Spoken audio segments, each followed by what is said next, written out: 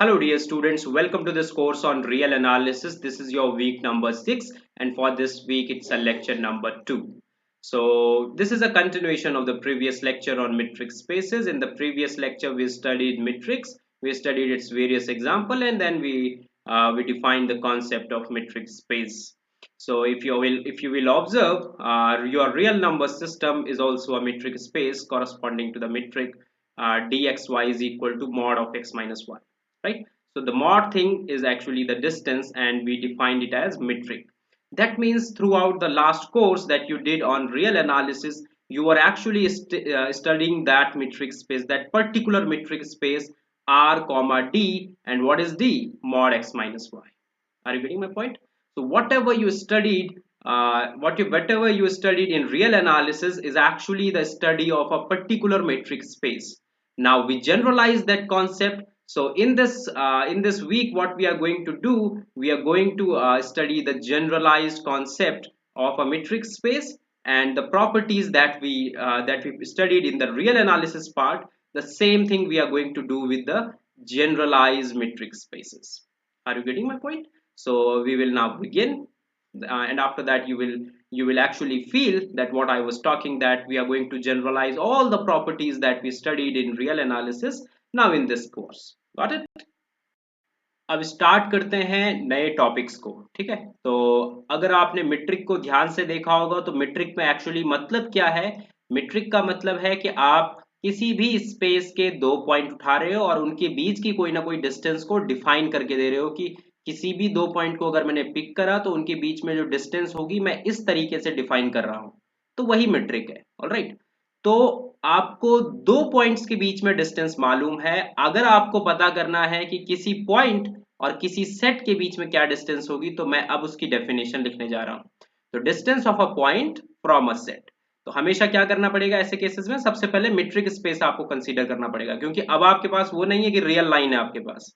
ठीक है, तो मैं कैसे करूंगा, मैंने लिखा let x comma D be a metric space. तो अगर मेरा मीट्रिक स्पेस ये है, मैंने इसमें से एक पॉइंट उठाया, x एक पॉइंट उठाया x में से, एंड a इसका मैंने कोई सबसेट उठाया x का, तो देन मैं क्या कहूंगा कि अगर मैं लिख रहा हूं डिस्टेंस बिटवीन x, ये जो पॉइंट है, और यहां पर मैंने क्या लिख दिया, सेट लिख दिया, यहां पर मैंने वो नहीं लिखा।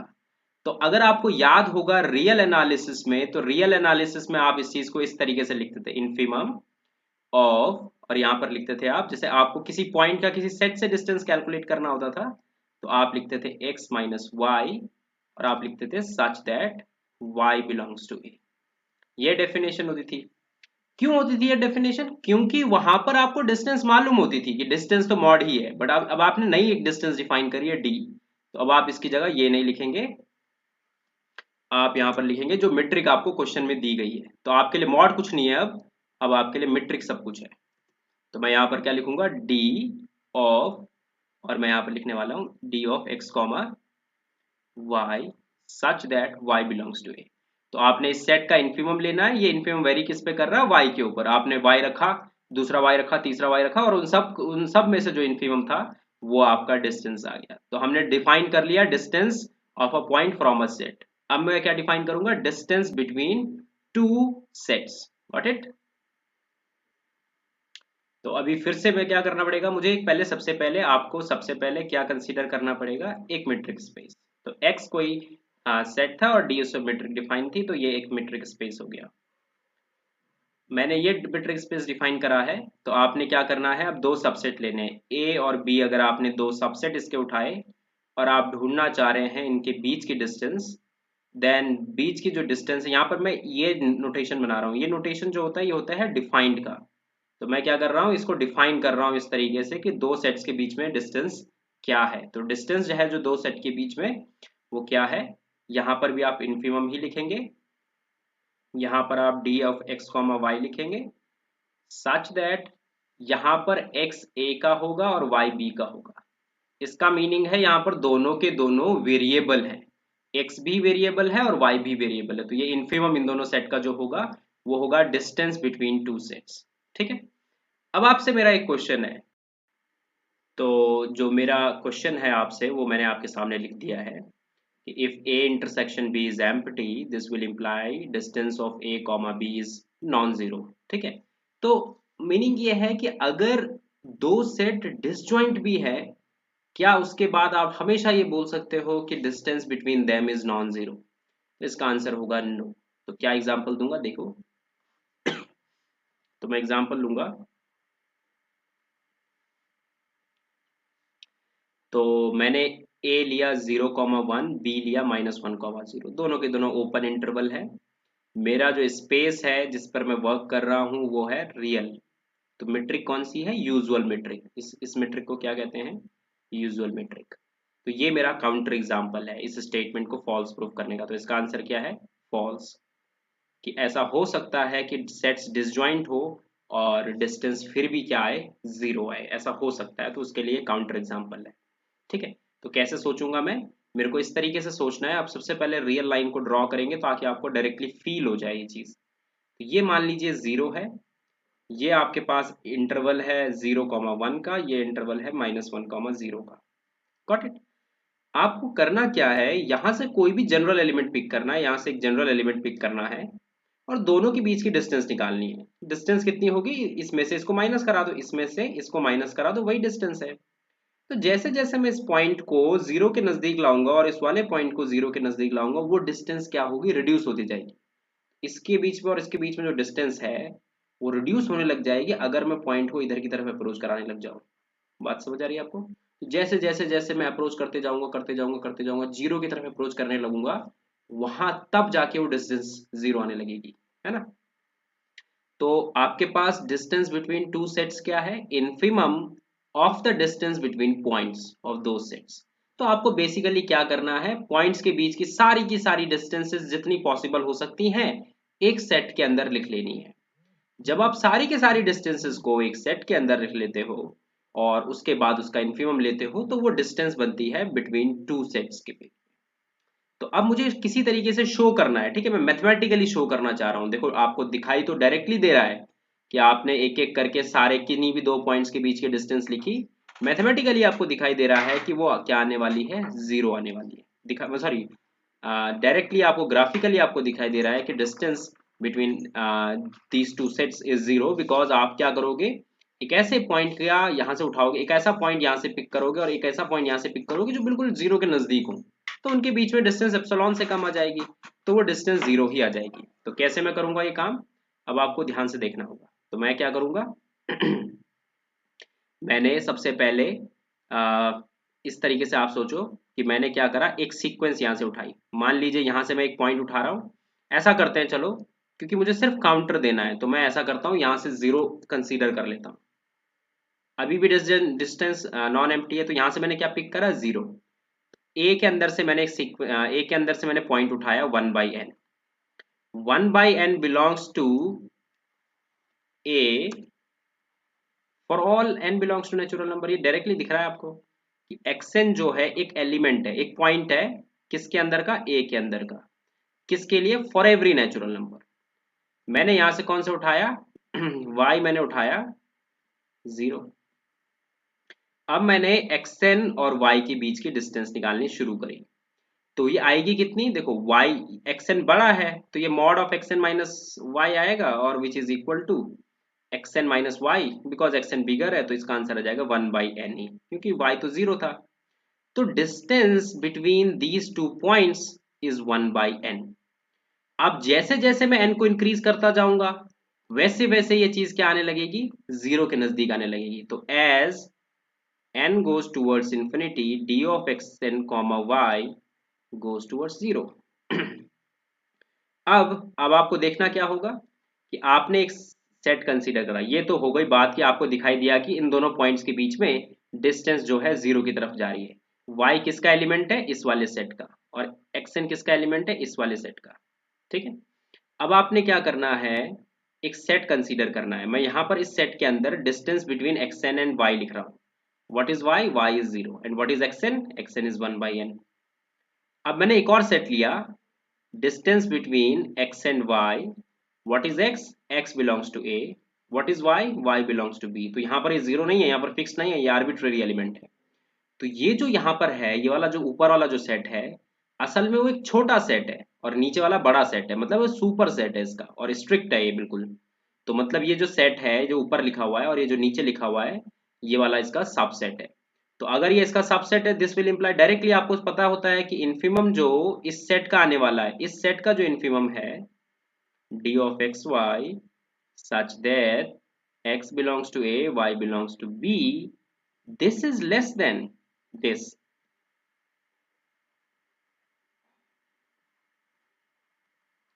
बात समझ आई आपको कि नहीं आई? ये आपको पता होना चाहिए कि अगर a is subset of b, then b का जो इन्फिमम होगा वो छोटा होगा a के इन्फिमम से। अब मैंने क्या करा, ये देखा कि ये जो चीज है ये तो जीरो की तरफ अप्रोच कर रही है। अच्छा, यहाँ पर इन्फिमम लिखना भूल गया, इन्फिमम लिखना था, ठीक है रुक जाओ। तो यहाँ पर मैंने क्या कर दिया, इन्फिमम लिख दिया। तो इसका इन्फिमम आपको दिखाई दे रहा है कि ये तो जीरो की तरफ अप्रोच कर रहा है, तो इन्फिमम जीरो ही आएगा। और पता है आपको कि डिएक्शन हमेशा पॉजिटिव है, डिस्टेंस तो हमेशा पॉजिटिव आती है और वो जीरो की तरफ अप्रोच कर रही है, तो इस सेट का इन्फिमम कितना आ गया, जीरो।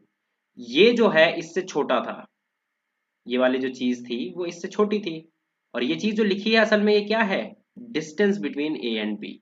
तो आपके पास दो सेट निकल के आ गए कि आपको उनके बीच की डिस्टेंस जीरो दिखाई दी। हालांकि अगर मैं यहाँ से ओपन भी ले लूंगा तब भी जीरो ही आएगी डिस्टेंस, बट फिर मेरे लिए प्रूफ करने में मुझे थोड़ा सा और मेहनत करनी पड़ जाएगी, इसीलिए मैंने क्या करा, यहाँ से क्लोज ले लिया। अगर मैं ओपन ले लूंगा तब भी जीरो आएगी। तो आप खुद से सोचने की कोशिश करना, मैथमेटिकली भी आप लिखोगे तो आपको दिखाई देगा कि डिस्टेंस जीरो है। तो ये उस चीज का प्रूफ हो गया। समझ आ गई बात? All right. अब बात करते हैं diameter of a non empty set. तो कोई मान लीजिए आपके पास नॉन एम्प्टी सेट है, तो उसका डायामीटर क्या होगा। डायामीटर सीखना इसलिए ज़रूरी है क्योंकि इसी की हेल्प से हम बोल पाएंगे कि आपकी जो मीट्रिक है वो बाउंडेड है या नहीं, उस टाइप के कॉन्सेप्ट इसी चीज़ से निकल के आएंगे। ऑल राइट, देखते हैं कि डायामीटर क्या है। तो फिर से वही करेंगे, डायामीटर को कंसीडर करने के लिए, diameter of a non empty set को कंसीडर करने के लिए सबसे पहले मीट्रिक स्पेस लेना जरूरी है। तो मीट्रिक स्पेस कंसीडर करा आपने, उसके बाद मैंने एक नॉन एम्प्टी सबसेट इसका लिया। तो मैं डायामीटर को कैसे डिफाइन करूंगा, तो मैं लिखूंगा diameter of A is defined like this. तो ये क्या हो जाएगा आपके पास, आपने क्या करा, इसी के ए के अंदर से एलिमेंट उठाए, तो आपने यहाँ पर लिखा D of x Y such that x comma y belongs to a। तो आपने क्या करा कि एक एक करके क्या करते गए, आप इस a में से एलिमेंट उठाते गए और उनके बीच दो एलिमेंट उठाते गए और उनके बीच की डिस्टेंस करते गए। तो x भी वेरी कर रहा है और y भी वेरी कर रहा है, राइट। फिर आपने क्या करा कि सुप्रीमम ले लिया उसका। तो मैंने क्या करा, पहले एक एक करके डिस्टेंस निकालते गया, जितने भी एलिमेंट्स पॉसिबल है उन सभी के पेयर बनाए और क्या करा, उसमें से सबके बीच की डिस्टेंस निकाली और उसका सुप्रीमम ले लिया। तो वही डायमीटर है ना। जस्ट लाइक सर्कल की डायमीटर क्या होती है, बिगेस्ट कॉर्ड होती है। तो इसी तरीके से आप सोच सकते हो कि सुप्रीमम भी क्या होगा, वो ही डायमीटर होगा। तो इस तरीके से हम एक एक ग्राफ टाइप बनाते हैं, मतलब एक डायग्राम टाइप बनाते हैं, नॉट अ ग्राफ। इसे मान लीजिए आपका सेट है ए। अब मैंने क्या करा, इसके अंदर से दो एलिमेंट उठाए, कोई से भी दो, ठीक है, और इनके बीच की डिस्टेंस निकाली। तो ये इनके बीच की डिस्टेंस है। डिस्टेंस में कैसे डिफाइन कर रहा हूँ, बिकॉज हम पे मीट्रिक स्पेस है, तो डी उसकी मीट्रिक है, तो ये डिस्टेंस है मान लीजिए। इसी तरीके से आपने कोई और दो एलिमेंट उठाए, तो आपको दिखाई दिया ना कि इन दोनों के बीच में डिस्टेंस कम है और इन दोनों के बीच में डिस्टेंस ज्यादा है। तो ये जो हमें क्या लेना है, सुप्रीमम लेना है। तो हमें कौन से वाले एलिमेंट्स पिक करने हैं जिससे मैक्सिमम डिस्टेंस क्रिएट करी जा सके। बात समझ आ रही है आपको? तो इस तरीके से हमने सबसे मैक्सिमम वाली जो है उसे कंसीडर कर लेना है। All right. अब एक कन्वेंशन है कि मान लीजिए आपके पास सेट एम्प्टी है, तो एम्प्टी सेट के डायमीटर को डायरेक्टली माइनस इन्फिनिटी बोल देते हैं, ठीक है। ऐसा कोई एक कन्वेंशन है आपकी, आपके पास कोई एम्प्टी सेट है तो आप उसका डायमीटर बोलेंगे माइनस इन्फिनिटी। तो इसे थोड़ा सा हाईलाइट कर लेते हैं, ठीक है। अब आते हैं कि अगर आपके पास डायामीटर जो है, देखो डायामीटर आप लिख रहे हो और आप सुप्रीमम ले रहे हो किसी सेट का, तो हो सकता है सुप्रीमम फाइनाइट आ जाए और हो सकता है सुप्रीमम इनफाइनाइट आ जाए। तो अगर आपका क्या आ जाएगा, इफ आपका जो डायामीटर है अगर वो लेस देन इन्फिनिटी आ रहा है, देन वी से, मैं लिख लेता हूं, ठीक है। तो मैंने लिख दिया कि अगर डायमीटर लेस देन इन्फिनिटी है तो आप उससे क्या कहोगे, आप कहोगे कि आपका डायमीटर जो है इस सेट का, जो कैपिटल ए सेट है, इसका क्या है, ये फाइनाइट है। तो ये तो चलो थी डायमीटर की डेफिनेशन। अब बात आती है बाउंडेड मीट्रिक स्पेस की। तो बाउंडेड मीट्रिक स्पेस की डेफिनेशन जो है वो सारी ये सारी डायमीटर से ही निकल के आएगी। तो अगर किसी किसी मीट्रिक स्पेस का डायमीटर जो है अगर वो फाइनाइट है, तब आप कह सकते हो कि आपका जो मीट्रिक स्पेस है वो बाउंडेड मीट्रिक स्पेस है। और अगर उसका डायमीटर इनफाइनाइट आ गया तो आप कह दोगे कि ये बाउंडेड नहीं है। तो अब मैं नोशन डिफाइन कर रहा हूँ बाउंडेडनेस। देखो अभी अब हम स्टार्ट करेंगे शुरुआत से कि बाउंडेड सेट्स टाइप, जैसे हमने वहां पर करा था ना रियल एनालिसिस में कि बाउंडेड सेट लाया था, तो इसी तरीके से यहाँ पर बाउंडेड मीट्रिक स्पेस है। Got it? तो डेफिनेशन में लिखूंगा कि आपके पास मान लीजिए let x comma D be your metric space, be metric space, then it is said to be bounded metric space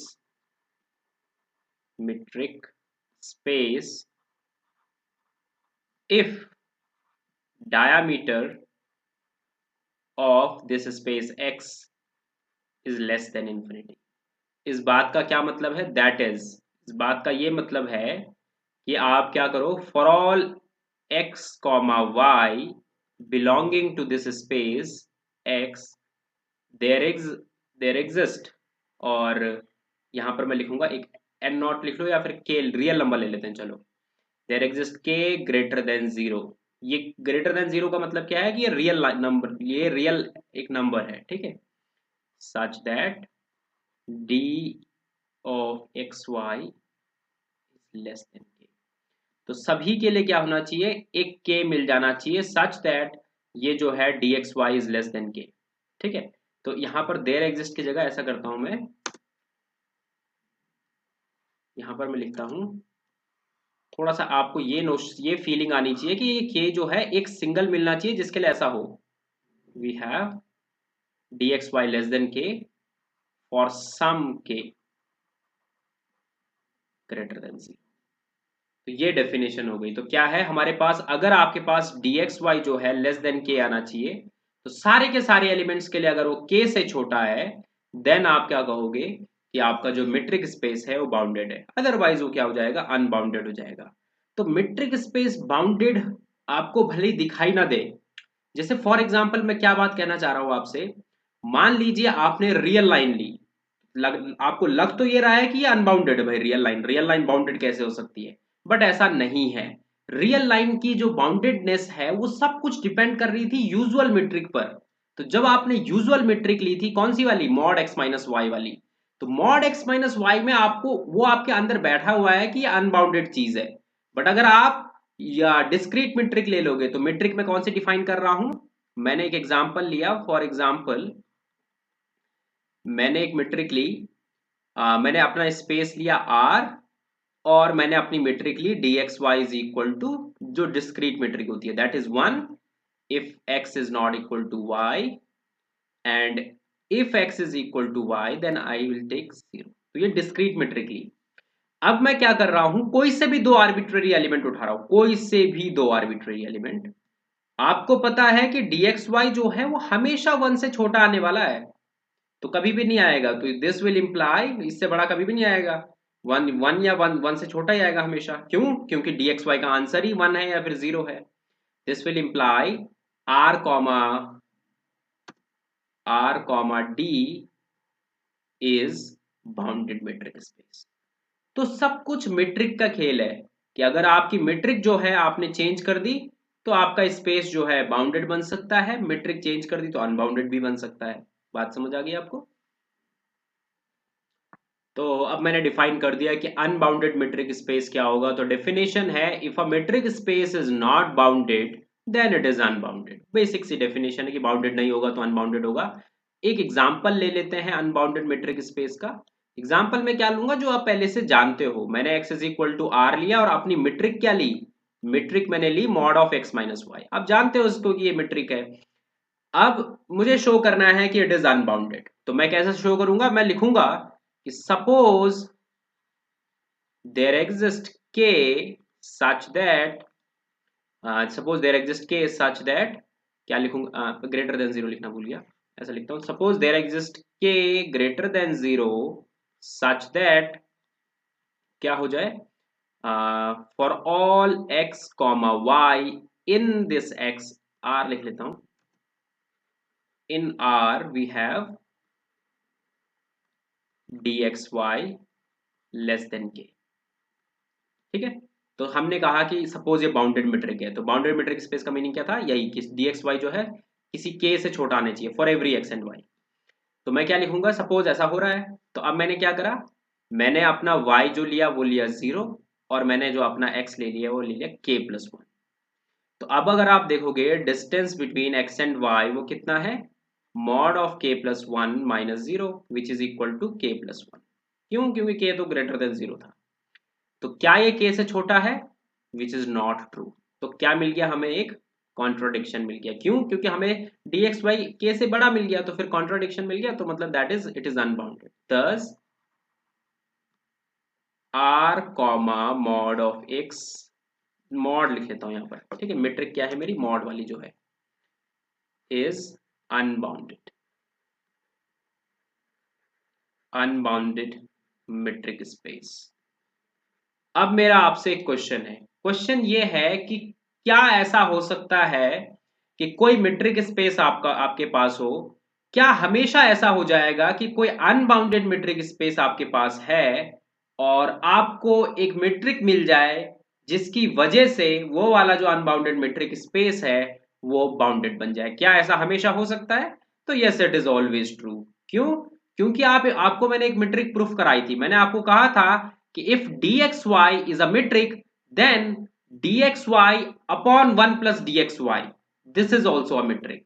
तो मैं क्या करूंगा, मैं कहूंगा कि if x d is unbounded metric space then मैं आपको आपका जो x है उसी को मैं किसके कॉरस्पॉन्डिंग ले लूंगा, x d by 1 plus d, इसके कॉरस्पॉन्डिंग। आप जानते हो कि d by 1 plus d तो हमेशा 1 से छोटा ही आने वाला है, तो वो क्या हो जाएगा, बाउंडेड हो जाएगा। तो मतलब क्या है कि अगर आपके पास कोई गिवन मेट्रिक हो, क्या उसके कॉरस्पॉन्डिंग कोई आप दूसरी मेट्रिक ढूंढ सकते हो, उसी की हेल्प से आपको ढूंढनी है मान लीजिए, क्योंकि एग्जाम्पल तो हमेशा एग्जिस्ट कर ही जाएगा, क्योंकि आप हो सकता है डिस्क्रीट मेट्रिक ले लो, डिस्क्रीट मेट्रिक तो ऑलवेज बाउंडेड होती है। समझ आ रही है आपको बात मेरी, कोई भी स्पेस आप ले लो उस पर डिस्क्रीट मेट्रिक अगर आपने ली तो बाउंडेड आ जाएगी। तो मैं थोड़ा सा जनरलाइज करना चाह रहा था उस केस को, तो जनरलाइज के लिए मैं क्या करूंगा, नई मेट्रिक क्या लूंगा, डी बाई 1 प्लस डी। तो क्वेश्चन लिख लेता हूं, तो क्वेश्चन मैंने लिख दिया है कि if x comma d is unbounded metric space does there exist a metric d dash such that x comma d dash is bounded. तो आपसे ये क्वेश्चन पूछ रहा है, थोड़ा सा इसको हाईलाइट करते हैं क्वेश्चन को। ऑल राइट, तो देखो कैसे होगा अब। तो मैंने क्या करा, मैंने एक नई मेट्रिक ली, मेरी जो d डैश मेट्रिक है उसको मैंने लिखा d dash of x plus y, मैंने लिखा 1 second, d dash of x plus y मैंने लिखा d of x y by 1 plus d of x y, ये लिखा। आपको पता है ये मेट्रिक है, ये इसको हमें प्रूफ करने की जरूरत नहीं है, मैं कर चुका हूं फर्स्ट लेक्चर में। तो दैट मीन्स ये जो है आपको पता है कि ये नंबर जो है ग्रेटर देन 0 है, डी, ये वाला number D upon 1 plus D है, तो ये हमेशा 1 से ही छोटा तो आएगा, है ना। अगर आपके पास कहीं पर लिखा रहता है x by 1 plus x, x by 1 plus x is always smaller than 1, ठीक है, इजीली प्रूफ हो सकता है। This will imply x comma d dash is bounded metric space. तो इजी हो गया हमारा काम, है ना, थोड़ा सा और जनरलाइज भी हो गया। पिछले वाले केस में क्या करा, पिछले वाले केस में डिस्क्रीट मेट्रिक ले ली, डिस्क्रीट मेट्रिक यहां पर भी लोगे, डी डैश को आप क्या कर सकते हो, डिस्क्रीट मेट्रिक भी कंसीडर कर सकते हो, यहां पर भी लोगे तो भी वो क्या हो जाएगा आपके पास, बाउंडेड है। बात समझ आ गई। अब मुझे डिफाइन करना है कॉन्सेप्ट ओपन बॉल का और क्लोज्ड बॉल का। तो ओपन बॉल और क्लोज्ड बॉल के कॉन्सेप्ट वगैरह डिफाइन करने के लिए सबसे पहले कंसीडर करना होता है क्या, मेट्रिक स्पेस। तो मैंने मेट्रिक स्पेस कंसीडर करा x कॉमा डी, ये मेट्रिक स्पेस कंसीडर करा, और एक एलिमेंट कंसीडर करा इसके अंदर से। तो ए मैंने एक एलिमेंट कंसीडर करा है इस मेट्रिक स्पेस में से। अब मैं ओपन बॉल की क्या डेफिनेशन लिखूंगा, तो मैं एक सिंबल बना रहा हूं, रिप्रेजेंट कर रहा हूं बॉल, ठीक है। अब जो भी उसका रेडियस होगा, ठीक है, कुछ ना कुछ रेडियस होगा, तो मैं यहां पर लिख रहा हूं, मान लीजिए आर, या फिर आर लिख लेते हैं, ball of, ball r radius की अराउंड, किस पॉइंट के अराउंड, ए के अराउंड, इसकी मैं डेफिनेशन अब लिखूंगा कि ये क्या है। तो मैंने क्या करा है कि आपने ए के अराउंड आर रेडियस की बॉल बनाने के लिए क्या करा, वो सारे एलिमेंट इसके अंदर पिक करे सच दैट उनका जो डिस्टेंस है इस गिवन पॉइंट ए से, तो गिवन पॉइंट क्या लिया है ए, इससे जो डिस्टेंस है वो आर से छोटा आना चाहिए। तो वो सारे मेंबर्स एक्स के आएंगे जिनकी डिस्टेंस एक्स ए से एक आर से कम होगी, तो इसे कहेंगे हम ओपन बॉल। बात समझ आ गई? तो ये ओपन बॉल की डेफिनेशन होगी। क्लोज बॉल में क्या फर्क आएगा? क्लोज बॉल में कुछ भी खास फर्क नहीं है, बस एग्जैक्टली यही है, बस वहां पर लेस देन इक्वल टू आ जाएगा। तो मैं लिखूंगा ball around, ball of radius are around a, और मैंने यहां पर लिखा x belongs to x such that dx of a is less than equal to r। Got it? अब एक नोटेशन बनाते हैं अपने लिए, अपनी हेल्प के लिए एक नोटेशन बनाते हैं। मैं क्या करूंगा कि यहां पर ये वाला ब्रैकेट ना लगाकर ये वाला ब्रैकेट लगाता हूं। कौन सा वाला? ये वाला। अगर मैं ये ब्रैकेट लगा रहा हूं इसका मतलब ये क्या है, ball of r radius around a, but वो कौन सी वाली बॉल है? Close ball. अगर मैं ये वाला ब्रैकेट लगा रहा हूं तो मैं क्या बोलूंगा, ball of r radius around a, but वो कौन सा वाला बॉल है? Open ball. तो यहां पर बस इक्वल टू आर आता है, ये आर लिखा हुआ है, ठीक है, ध्यान से, ये आर है, और यहां पर लेस देन इक्वल। ऑलराइट, अब एक एग्जाम्पल कंसीडर करना है। इस एग्जाम्पल में हम क्या करने वाले हैं, मैंने क्या करा, अपने स्पेस को ले लिया रियल, सेट ऑफ रियल, जो आप पहले से जानते हो बहुत अच्छे से, और मैंने अपनी मेट्रिक को ले लिया जो वो वाली मेट्रिक होती है, यूजुअल मेट्रिक, यूजुअल मेट्रिक। तो मुझे जानना है कि वहां पर इस बॉल का क्या मतलब होगा, ball of r radius around a, ये क्या हो जाएगा, एक ओपन इंटरवल बन जाएगा। देखो इस तरीके से आप सोच सकते हो कि मान लीजिए ये आपके पास रियल लाइन है और ये आपके पास ए है, तो आपको वो सारे मेंबर्स ढूंढने हैं जिनकी डिस्टेंस ए से जिनकी डिस्टेंस ए से आर से कम हो। तो मतलब वो सारे मेंबर जिनकी डिस्टेंस अगर हम ए से निकालें तो वो आर से कम आनी चाहिए। तो वो क्या बन जाएगा बताओ, खुद ही सोचो। आपको स्पेस के ही पॉइंट उठाने हैं, ये जो एक्स है कहां से उठा रहा हूं मैं, स्पेस से ही उठा रहा हूं। तो वो आएगा ये इस टाइप से, जैसे मान लीजिए आर रेडियस था तो ये इस टाइप से आएगा। तो ये कितना आएगा यहाँ पर, A minus R comma A plus R, और ball of radius are around this A point, और मैं इस बार क्लोज्ड बॉल चाह रहा हूं तो मेरे पास कैसा इंटरवल आएगा, क्लोज इंटरवल आएगा। ऑलराइट, तो इस तरीके से आपको open ball and close ball का कॉन्सेप्ट समझ आ गया होगा। आगे मूव करेंगे। अब मैंने क्या करा अपना, कि जो मेट्रिक ली वो क्या ली, x not equal to y है तो 1 ले लिया मेट्रिक, और अगर x is equal to y है तो 0 ले ली। ठीक है, कौन सी वाली मेट्रिक है ये, डिस्क्रीट मेट्रिक। तो स्पेस मैंने सेम रहने दिया बट मेट्रिक मैंने ली डिस्क्रीट। अब आप थोड़ा सा सोचने की कोशिश करो। मान लीजिए आपके पास, न्यू पेज में जाते हैं, मान लीजिए आपके पास आपका जो r है, ठीक है, मान लीजिए आपका r जो है लेस देन मान लीजिए 1 है। तो अगर आपका r, और हम देखो रेडियस आप बात कर रहे हो तो वो हमेशा पॉजिटिव है, ठीक है, मेरे माइंड में चल रहा है कि वो पॉजिटिव ही होगा, नेगेटिव का कोई मीनिंग नहीं है यहाँ पर। तो अगर मैं बॉल ढूंढना चाह रहा हूं r रेडियस की अराउंड a, इसका मतलब ये होगा, ओपन बॉल की मैं बात कर रहा हूं, तो इसका मतलब क्या है असल में, कि आपको वो सारे रियल नंबर उठाने हैं जिनकी डिस्टेंस ए से जो है वो लेस देन 1 हो, तो सॉरी लेस देन आर हो। अब आपका जो आर है वो 1 से छोटा है, और आपको पता है कि जो डिस्क्रीट मेट्रिक होती है वो या तो वैल्यू 1 लेती है या 0 लेती है, ये बात आपको पता है, ठीक है। तो x की जगह मैं क्या क्या रख सकता हूं, अगर मैंने x की जगह एक ऐसा मेंबर रखा रियल लाइन में से जो कि a के इक्वल नहीं है, तो अगर एक ऐसा मेंबर मैं रख रहा हूं जो a के इक्वल नहीं है, तो इसका आंसर तो हमेशा ही 1 रहेगा। तो अगर मेरा x a के इक्वल नहीं है तो इसका आंसर 1 रहेगा, बट आपको तो लेस देन r चाहिए आंसर, तो आपके पास r जो है वो तो 1 से छोटा है। तो मतलब अगर आपने डिफरेंट देन a रखा यहां पर x, तो आपका ये कंडीशन सेटिस्फाई नहीं होने वाली। तो इसके अंदर कितने एलिमेंट्स आएंगे, फिर सिर्फ एक ही एलिमेंट आएगा, कौन सा वाला, ए ही। तो जब आप x की जगह a रखोगे, a कॉमा a का 0 आएगा, तो उतना ही एलिमेंट इसके अंदर आएगा, कोई भी दूसरा एलिमेंट आप रखने की कोशिश करोगे वो नहीं आएगा। अब मैंने क्या करा, r की जगह 1 पुट करा, या फिर 1 से 1 या 1 से बड़ा कुछ भी रखा, नहीं पहले 1 रखते हैं, 1 से बड़े के बारे में बाद में बात करेंगे। अगर आपने 1 रखा ठीक है, रेड आर को 1 रखा, तो मेरे पास x बिलोंग्स टू आर, तो मुझे वो सारे एलिमेंट्स चाहिए, ओपन की मैं बात कर रहा हूं अभी तक फिलहाल, तो मुझे वो सारे एलिमेंट्स चाहिए सच दैट क्या हो, आपके पास आपकी जो डिस्टेंस है वो 1 से छोटी आए। तो इस केस में भी क्या होगा, आपको डिस्टेंस आपकी कितनी चाहिए, ए से 1 से छोटी। 1 से छोटी कब आ सकती है, जब आपका x ही a के इक्वल हो जाए, और किसी केस में नहीं आ सकती ना।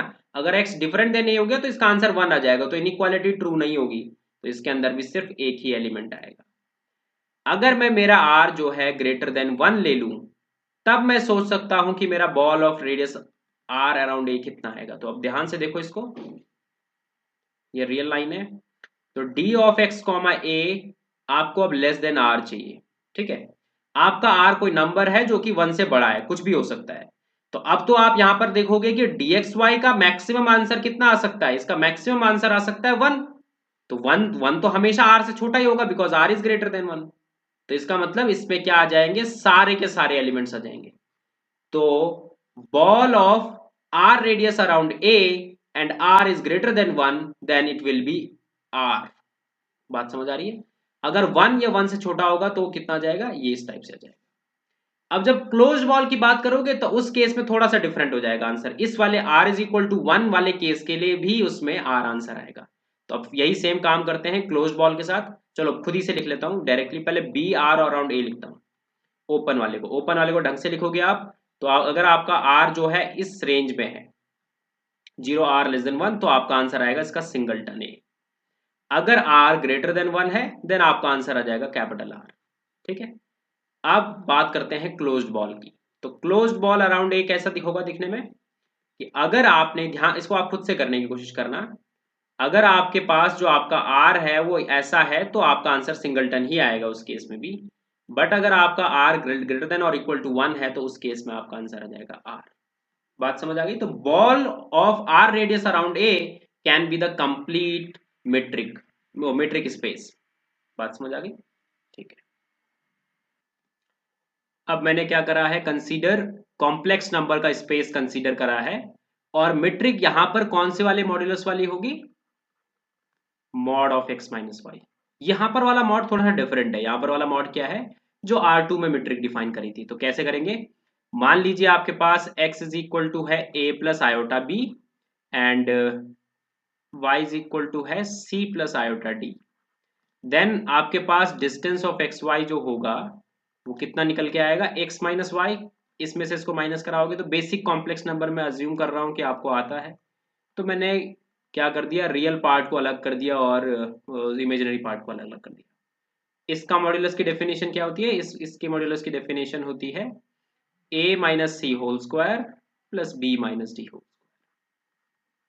ठीक है, तो ये आपको पता है कि ये मेट्रिक फॉर्म करती है, तो अगर आप कॉम्प्लेक्स नंबर में भी देखोगे तो ये मेट्रिक फॉर्म कर जाएगी, कोई प्रॉब्लम नहीं आएगी आपको। ठीक है, तो अगर आप कार्टेशियन प्लेन पर कॉम्प्लेक्स लाइन को देखते हो तो इसका कुछ और मीनिंग निकल के आता है, देखो कैसे।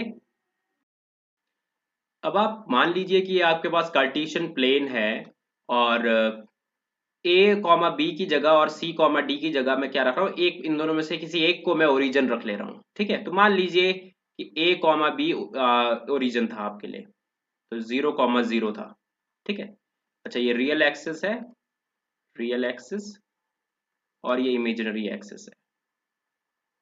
तो मतलब मैं क्या कर रहा हूँ, एक तरीके से कॉम्प्लेक्स नंबर को R2 पर डिनोट करने की कोशिश कर रहा हूँ। तो इस एक्सेस को मैंने मान लिया रियल, और इसको मान लिया इमेजिनरी। तो रियल मान लीजिए कि A और B आपका 0 था, ताकि हमें इजी हो जाए फिगर बनाने के लिए। अगर आपका C प्लस आयोटा डी यहाँ का ही पॉइंट है, तो ये C कॉमा डी पॉइंट है, alright, C plus C comma d ये पॉइंट है। तो जब आप इसकी डिस्टेंस निकालोगे ओरिजिन से तो ये आएगी।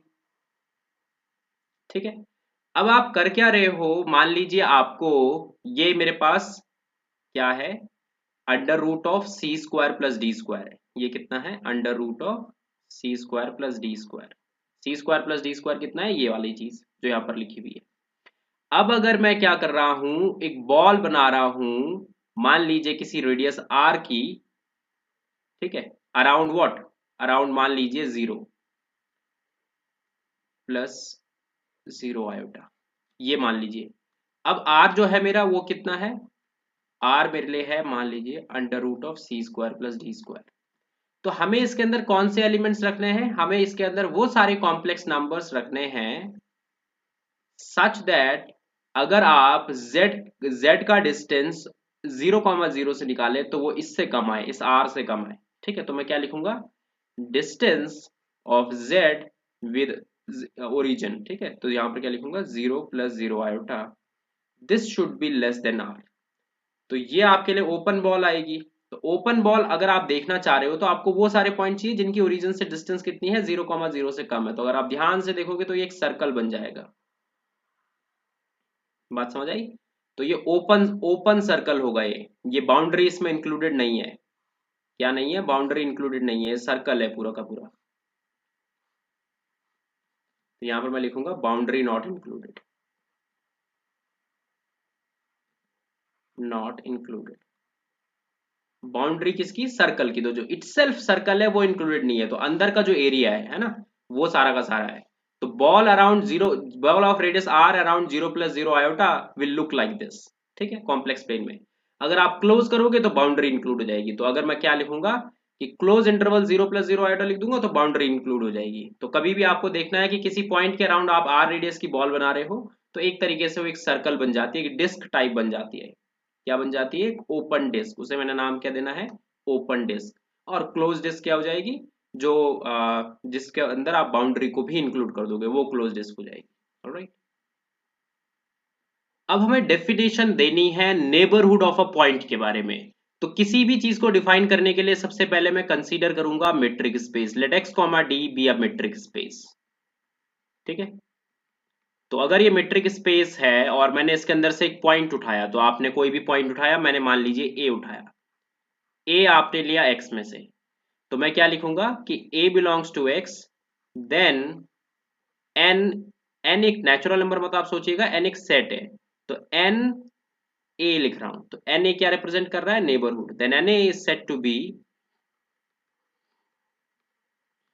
नेबरहुड, शॉर्ट फॉर्म नेबरहुड की होती है NBD ऑफ a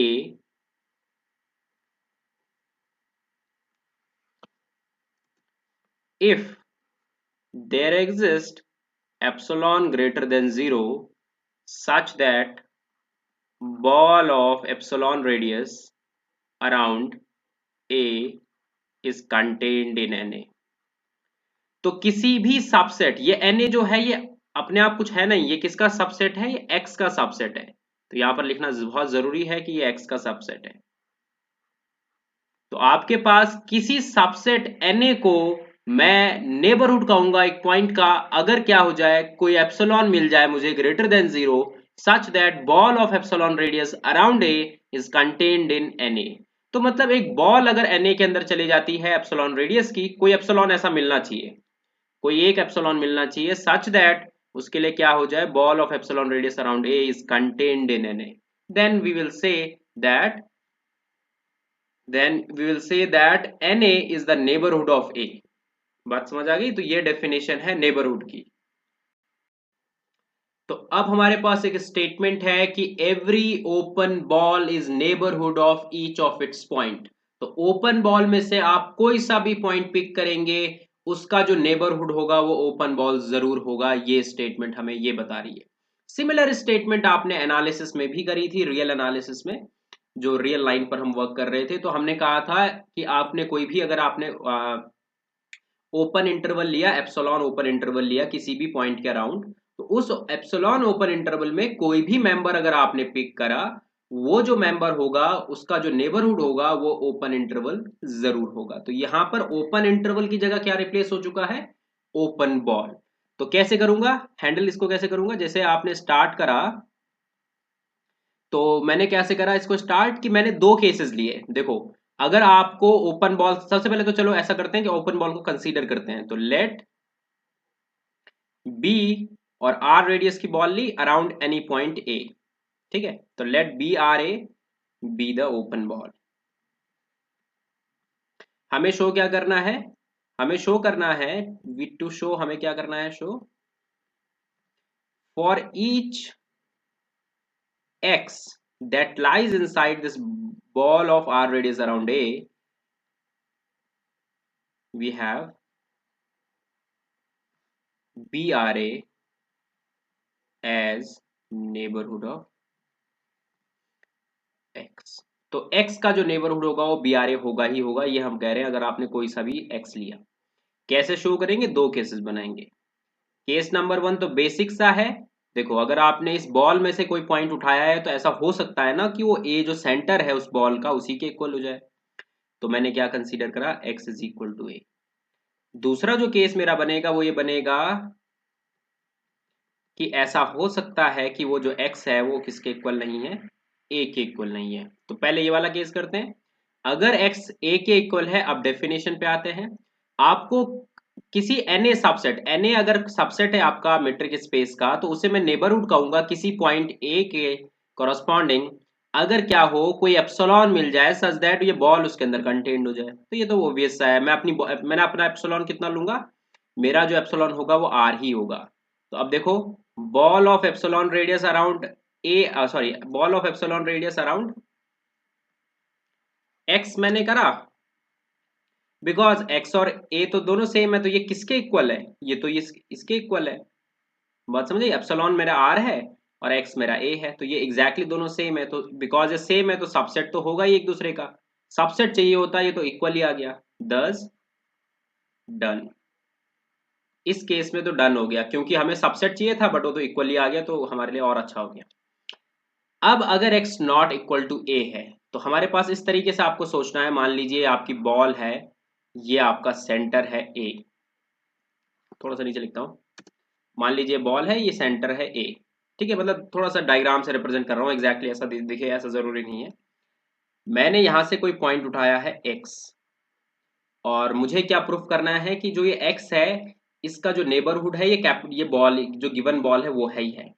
तो मुझे क्या करना होगा? एक एक सर्कल इसके अराउंड ढूंढना पड़ेगा। सर्कल का मतलब एक बॉल ढूंढनी पड़ेगी छोटे रेडियस की इसके अराउंड, सच दैट वो उसके अंदर क्या हो जाए? कंटेंट हो जाए। तो कैसे ढूंढूंगा? एक बार मैं लिख लेता हूं। अब देखो, सबसे पहले अगर मेरा x जो है a के इक्वल नहीं है, तो डिस्टेंस अगर मैं फाइंड आउट करूंगा x और a के बीच में। ठीक है, अच्छा, मैं बोलना आपको भूल गया शुरुआत में कि मेरे पास मैंने मेट्रिक स्पेस जो अपना ले रखा है वो ले रखा है x कॉमा डी। कोई मेट्रिक स्पेस मेरे को पहले से पता है। ठीक है, तो ये d जो है उसके कॉरस्पॉन्डिंग मेट्रिक है आपकी। तो x not equal to a है, तो distance between x and a zero से तो छोटी हो, सॉरी, जीरो से तो बड़ी होगी, और r के इक्वल हो नहीं सकती। r के इक्वल होने के लिए उसे क्या होना पड़ेगा?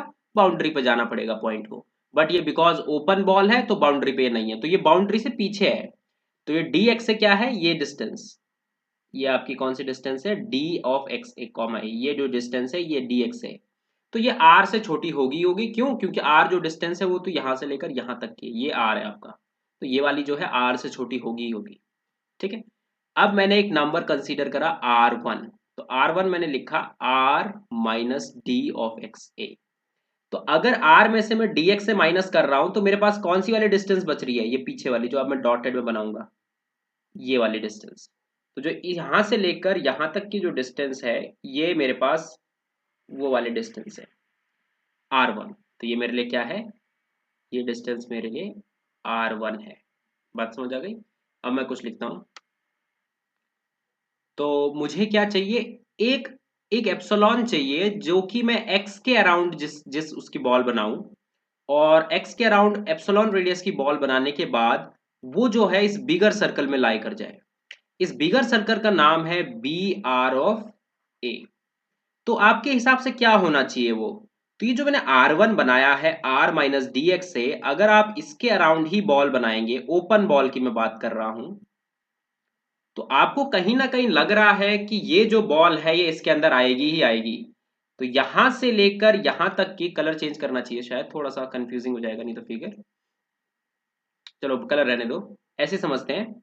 यहां से लेकर यहां तक की डिस्टेंस मेरी R थी, और यहां से लेकर यहां तक की जो डिस्टेंस थी वो थी कितनी?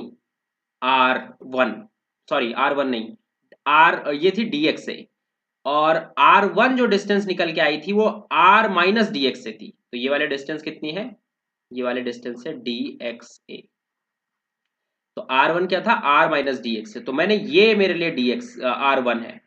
R1 के अराउंड मैं बॉल बनाना चाह रहा हूं और मैं शो करूंगा कि R1 के अराउंड जो मेरी बॉल होगी, R1 रेडियस की जो बॉल होगी x के अराउंड, वो उसमें कंटेन होगी। तो मेरा क्लेम क्या है, ball of r1 radius around which point around x is contained in ball of r radius around a, ये मुझे शो करना है। अगर कंटेनमेंट कभी भी शो करनी हो तो क्या करते हो, इस वाले सेट में से एक पॉइंट उठाते हो। तो y बिलोंग मैंने करवाया ball of r1 radius around x से, ये ले लिया मैंने y यहां से। अब आगे मूव करते हैं। जैसे ही आपने यहां से एक पॉइंट पिक करा, अब मेरे पास क्या आएगा कि मैं क्या लिखूंगा, एक मैं ट्राइंगल इनइक्वालिटी का यूज करूंगा। तो वो मैं लिख रहा हूं एक बार। तो मैंने डिस्टेंस निकालनी चाहिए y और a के बीच में। y और a के बीच में अगर आप डिस्टेंस निकालोगे ट्राइंगल इनइक्वालिटी का यूज करो तो ये dy x प्लस dx से हो जाएगा। अब ध्यान से देखो y और x के बीच में कितने डिस्टेंस होगी, आपका जो y एलिमेंट है वो बी r1 ऑफ x के अंदर से है, तो ये जो है r1 से स्ट्रिक्टली छोटा होगा। Distance between y and x will be strictly less than r1। और d और xa के बीच में कितनी डिस्टेंस है, यहां से आप देखोगे कि d और xa के बीच में जो डिस्टेंस निकालोगे आप यहां से इस इक्वेशन से, वो कितनी आएगी, r माइनस r1। तो यहां पर लिखूंगा r माइनस r1। समझ आ गई मेरी बात। तो कितना आ गया यहाँ पर फाइनल आंसर, r1 से r1 कैंसिल हो गया तो ये आ गया r। तो dy a कितना आ रहा है आपके पास, r। दैट मीन्स y और a के बीच में जो डिस्टेंस है वो है r। तो y एक पॉइंट मैंने इसी इसी बॉल में से लिया, एक जनरल पॉइंट था, और y और a के बीच में मैंने डिस्टेंस देखी तो वो आई है r से स्मॉलर। बिकॉज वो r से स्मॉलर आ रही है, दैट मीन्स ये जो y है, इस बात से हम क्या कंक्लूड करेंगे कि y बिलोंग कर रहा है किसके अंदर, ball of r radius around. तो अगर मैंने y यहां से पिक करा और यहां बिलोंग करवा दिया तो फाइनली मेरे पास ये रिजल्ट ट्रू आ गया। और अगर आप ध्यान से देखोगे यही डेफिनेशन है नेबरहुड की। नेबरहुड की क्या डेफिनेशन है, नेबरहुड की डेफिनेशन है कि आपको एक एप्सिलॉन चाहिए। तो मेरे लिए एप्सिलॉन कौन वर्क कर रहा है, r1 ही वर्क कर रहा है, such that ball of epsilon radius around a is contained in that neighbourhood. तो na जो मेरे लिए था, जिसको मुझे शो करना था कि नेबरहुड है, वो कौन है, वो ball of r radius around ए है। तो फाइनली मैंने दोनों केसेस से ये बात प्रूफ करके आपको दिखाई कि आप एक ओपन बॉल ले रहे हो और उसके अंदर का कोई भी मेंबर लोगे तो ओपन बॉल उसका जो है नेबरहुड हमेशा होगा ही होगा। क्लियर हो गया पॉइंट। अब हमें डिफाइन करना होगा ओपन सेट किसी एक आर्बिट्ररी स्पेस, मीट्रिक स्पेस में, स्पेस में नहीं, मीट्रिक स्पेस में। तो रियल रियल एनालिसिस में जब आपने रियल नंबर्स के बारे में पढ़ा था तो वहां पर ओपन सेट की क्या डेफिनेशन दी थी कि ओपन सेट वो वाला सेट है जो अपने सभी पॉइंट्स का नेबरहुड है ना। तो कोई भी पॉइंट आपने उस सेट में से उठाया, अगर वो उस पॉइंट का नेबरहुड है वो सेट, तो आप उसे क्या कह दोगे, ओपन सेट कह दोगे। तो जो हमने अभी भी पढ़ा, अभी अभी हमने क्या पढ़ा, अभी अभी हमने पढ़ा कि every open ball is neighbourhood of each of its point. तो मतलब क्या है कि आपके पास अगर एक ऐसा सेट है, डेफिनेशन में बोल रहा हूं फिर से, अगर आपके पास एक ऐसा सेट है जो आपने हर किसी पॉइंट का नेबरहुड है तो वो ओपन हो जाएगा। तो इसका मतलब जो पिछले हमने ओपन बॉल पढ़ी वो असल में एक ओपन सेट है। तो किसी भी चीज को डिफाइन करने के लिए मैं अभी अभी तो मैं लिखते हुए चल रहा हूं, ठीक है, बट इन फ्यूचर अगर मैं कहीं पर मिस कर जाऊं तो आपको हमेशा याद रखना है कि x comma d metric space है आर्बिट्ररी, उसी के अंदर मैं वर्क करना। Let x comma D be a metric space. अब मैंने एक सेट लिया, a subset of x is said to be open, इसको हम ओपन कहेंगे, if a is neighborhood of each of its points। ठीक है, पॉइंट्स नहीं लिखूंगा, एलिमेंट्स लिखे, एलिमेंट्स लिख लेता। तो बस बेसिक सी डेफिनेशन है। अब कुछ एग्जांपल्स देखते हैं। तो क्या मैंने करा कि एक एप्सिलॉन ग्रेटर देन 0 पिक करा, और मतलब मैं मैथमेटिकल डेफिनेशन लिखना चाह रहा हूं। तो एक एप्सिलॉन ग्रेटर देन 0 अगर मेरे पास है, such that ball of epsilon radius around a is contained in a for every a belongs to a, then क्या हो जाएगा आपके पास, वो सेट ओपन बन जाएगा। तो ये डेफिनेशन है ओपन सेट की, मैंने इसे मैथमेटिकली भी लिख लिया है। अब आपके पास फर्स्ट जो एग्जांपल है वो है एम्प्टी सेट का। एम्प्टी सेट में देखो इस तरीके से आप बोल सकते हो कि एम्प्टी सेट में कोई भी एलिमेंट नहीं है, ये आप जानते हो पहले से। तो आप ये बोलोगे because there is no point such that a is not a neighbourhood of that point. तो क्या लिखूंगा, there does not exist any element in A such that A is not a neighborhood of that element। तो मैंने एक तरीके से negation ले लिया है। क्या ले लिया है? नेगेशन। तो एक भी एलिमेंट ऐसा मेरे पास नहीं है सच दैट ये जो A है वो उसका नेबरहुड ना हो। तो मैंने नेगेशन वर्ड यूज करा और उसी की हेल्प से मैं बोल पा रहा हूं दस इट इज ओपन। ये क्या है? ओपन है। तो फाइनल आपको समझ आ गया कि empty set is always open. Why? Because there is no element in a such that a is neighbourhood of that element. क्योंकि ए के पास कोई भी मेंबर नहीं है तो इस वजह से हम बोल सकते हैं ना सर। ठीक है। दूसरी जो चीज है कि अगर आपने स्पेस को इटसेल्फ, अगर आपने पूरा का पूरा स्पेस कंसीडर कर लिया, ए को ही आपने कहा ना कि सबसेट होगा, तो आपने पूरा का पूरा स्पेस ले लिया, देन वो भी क्या होता है? ओपन होता है। तो क्या बोलोगे उसके लिए कि आपको शो क्या करना होगा? आपको शो ये करना होगा कि कोई एप्सिलॉन मिलना चाहिए सच दैट ये इसके अंदर कंटेन्ड हो। अब आप कोई भी एप्सिलॉन लोगे, ये बॉल जो है स्पेस के बाहर तो कभी जाएगी नहीं ना। अगर आप बॉल की डेफिनेशन को देखोगे, बॉल की डेफिनेशन थी क्या कि आप उसके अंदर एलिमेंट्स कहां से पिक कर रहे हो? स्पेस के अंदर से ही उसके अंदर एलिमेंट आ रहे हैं। तो मैं दिखा देता हूं आपको, चलो। तो जब मैंने बॉल डिफाइन करी थी, तो बॉल को डिफाइन करते वक्त मैंने कहा था कि एलिमेंट्स जो आ रहे हैं वो कहां से आ रहे हैं? मीट्रिक स्पेस में से ही निकल के आ रहे हैं।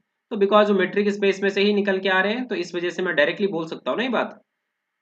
ठीक है, A is equal to X is open.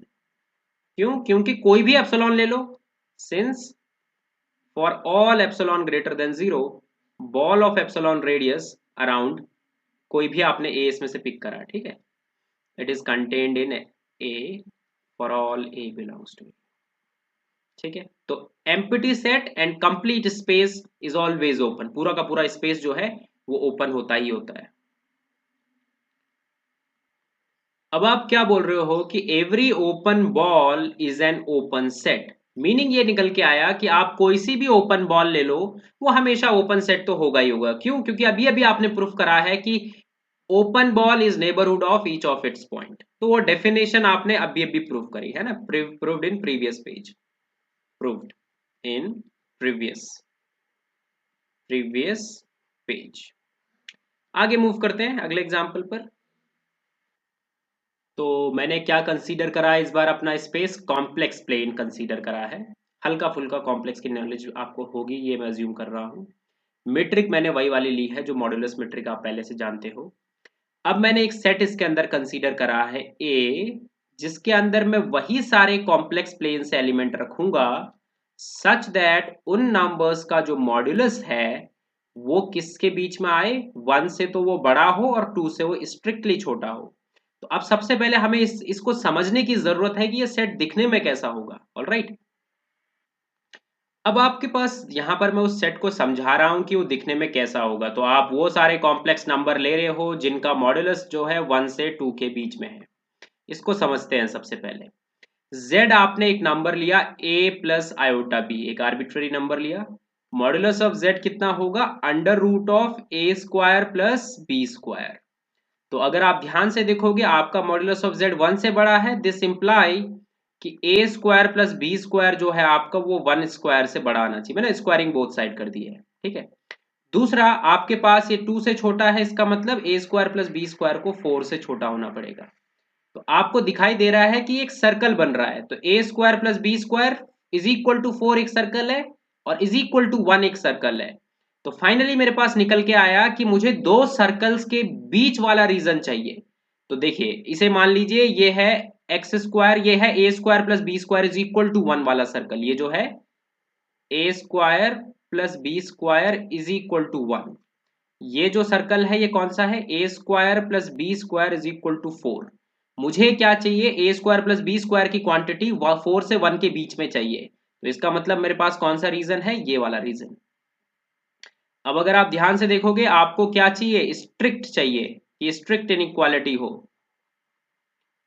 Got it? तो अब आपको खुद ही दिखाई दे रहा है कि कोई भी मेंबर मैंने यहां लिया उसके अराउंड, बिकॉज सबसे इंपॉर्टेंट बात क्या है कि ये स्ट्रिक्ट है, यहां पर बाउंड्री नहीं है आपके पास। तो बाउंड्री नहीं है तो कोई भी मेंबर लूंगा उसके अराउंड हमेशा ढूंढ पाओगे ना एक बॉल इस टाइप की, सच दैट वो उसके अंदर कंटेंट हो।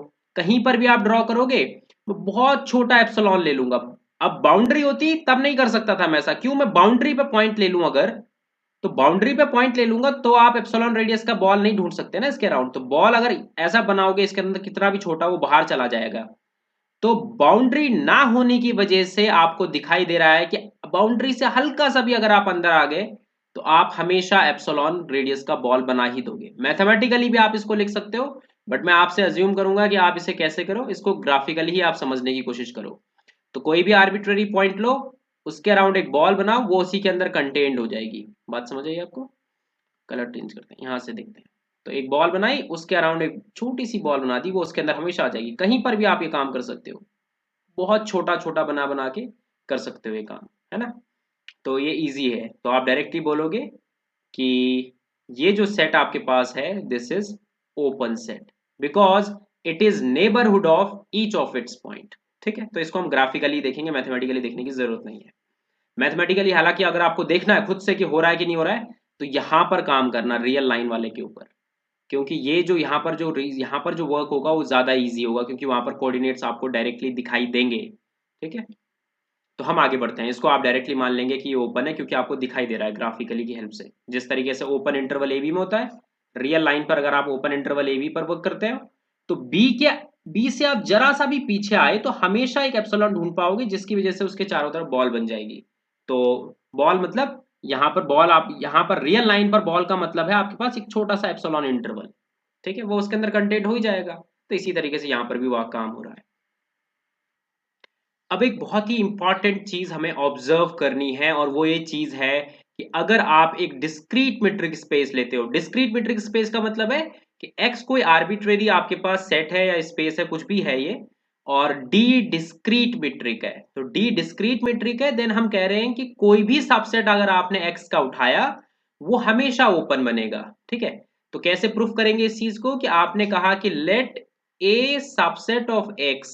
ठीक है, आपने एक सबसेट कंसीडर करा, मुझे शो क्या करना है कि A is neighbourhood of each of its point. Why? Because we have to show that it is an open set. तो मैंने कंसीडर करा एक पॉइंट इसके अंदर से, let A belongs to A। मुझे शो करना होगा कि A का जो नेबरहुड है वो कैपिटल A है ही। तो कैसे स्टार्ट करूंगा इस चीज को कि let A belongs to A मुझे चाहिए था, सॉरी मुझे क्या चाहिए, एक नेबरहुड चाहिए, एक बॉल चाहिए सच दैट वो उसका नेबरहुड बन जाए। तो मैंने एक एप्सिलॉन को अपने 1/2 लिख दिया। अगर मैं एप्सिलॉन को अपने 1/2 ले रहा हूं और मैं क्या लिखना चाह रहा हूं, बॉल ऑफ 1/2 रेडियस अराउंड ए, तो मैंने बॉल ऑफ 1/2 रेडियस अराउंड ए देखा, तो ये कितना आएगा बताओ? इसके अंदर क्या आएंगे? इसके अंदर वो एलिमेंट्स आएंगे, इसके अंदर स्पेस के वो एलिमेंट्स आएंगे such that distance of x and A is less then 1/2। ठीक है, तो अब आप सोचने की कोशिश करो कि आपने वो सारे एलिमेंट मुझे चाहिए such that distance of x and A is 1/2। आप डिस्क्रीट मीट्रिक के बारे में क्या जानते हो? डिस्क्रीट मीट्रिक इस तरीके से डिफाइंड होती है, इसकी वैल्यू आती है 1 और इसकी वैल्यू आती है 0 if x is not equal to y, if x is equal to Y.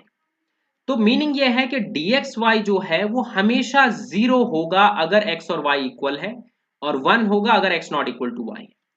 आपके केस में आपका जो dxa है वो 1/2 से छोटा आ रहा है।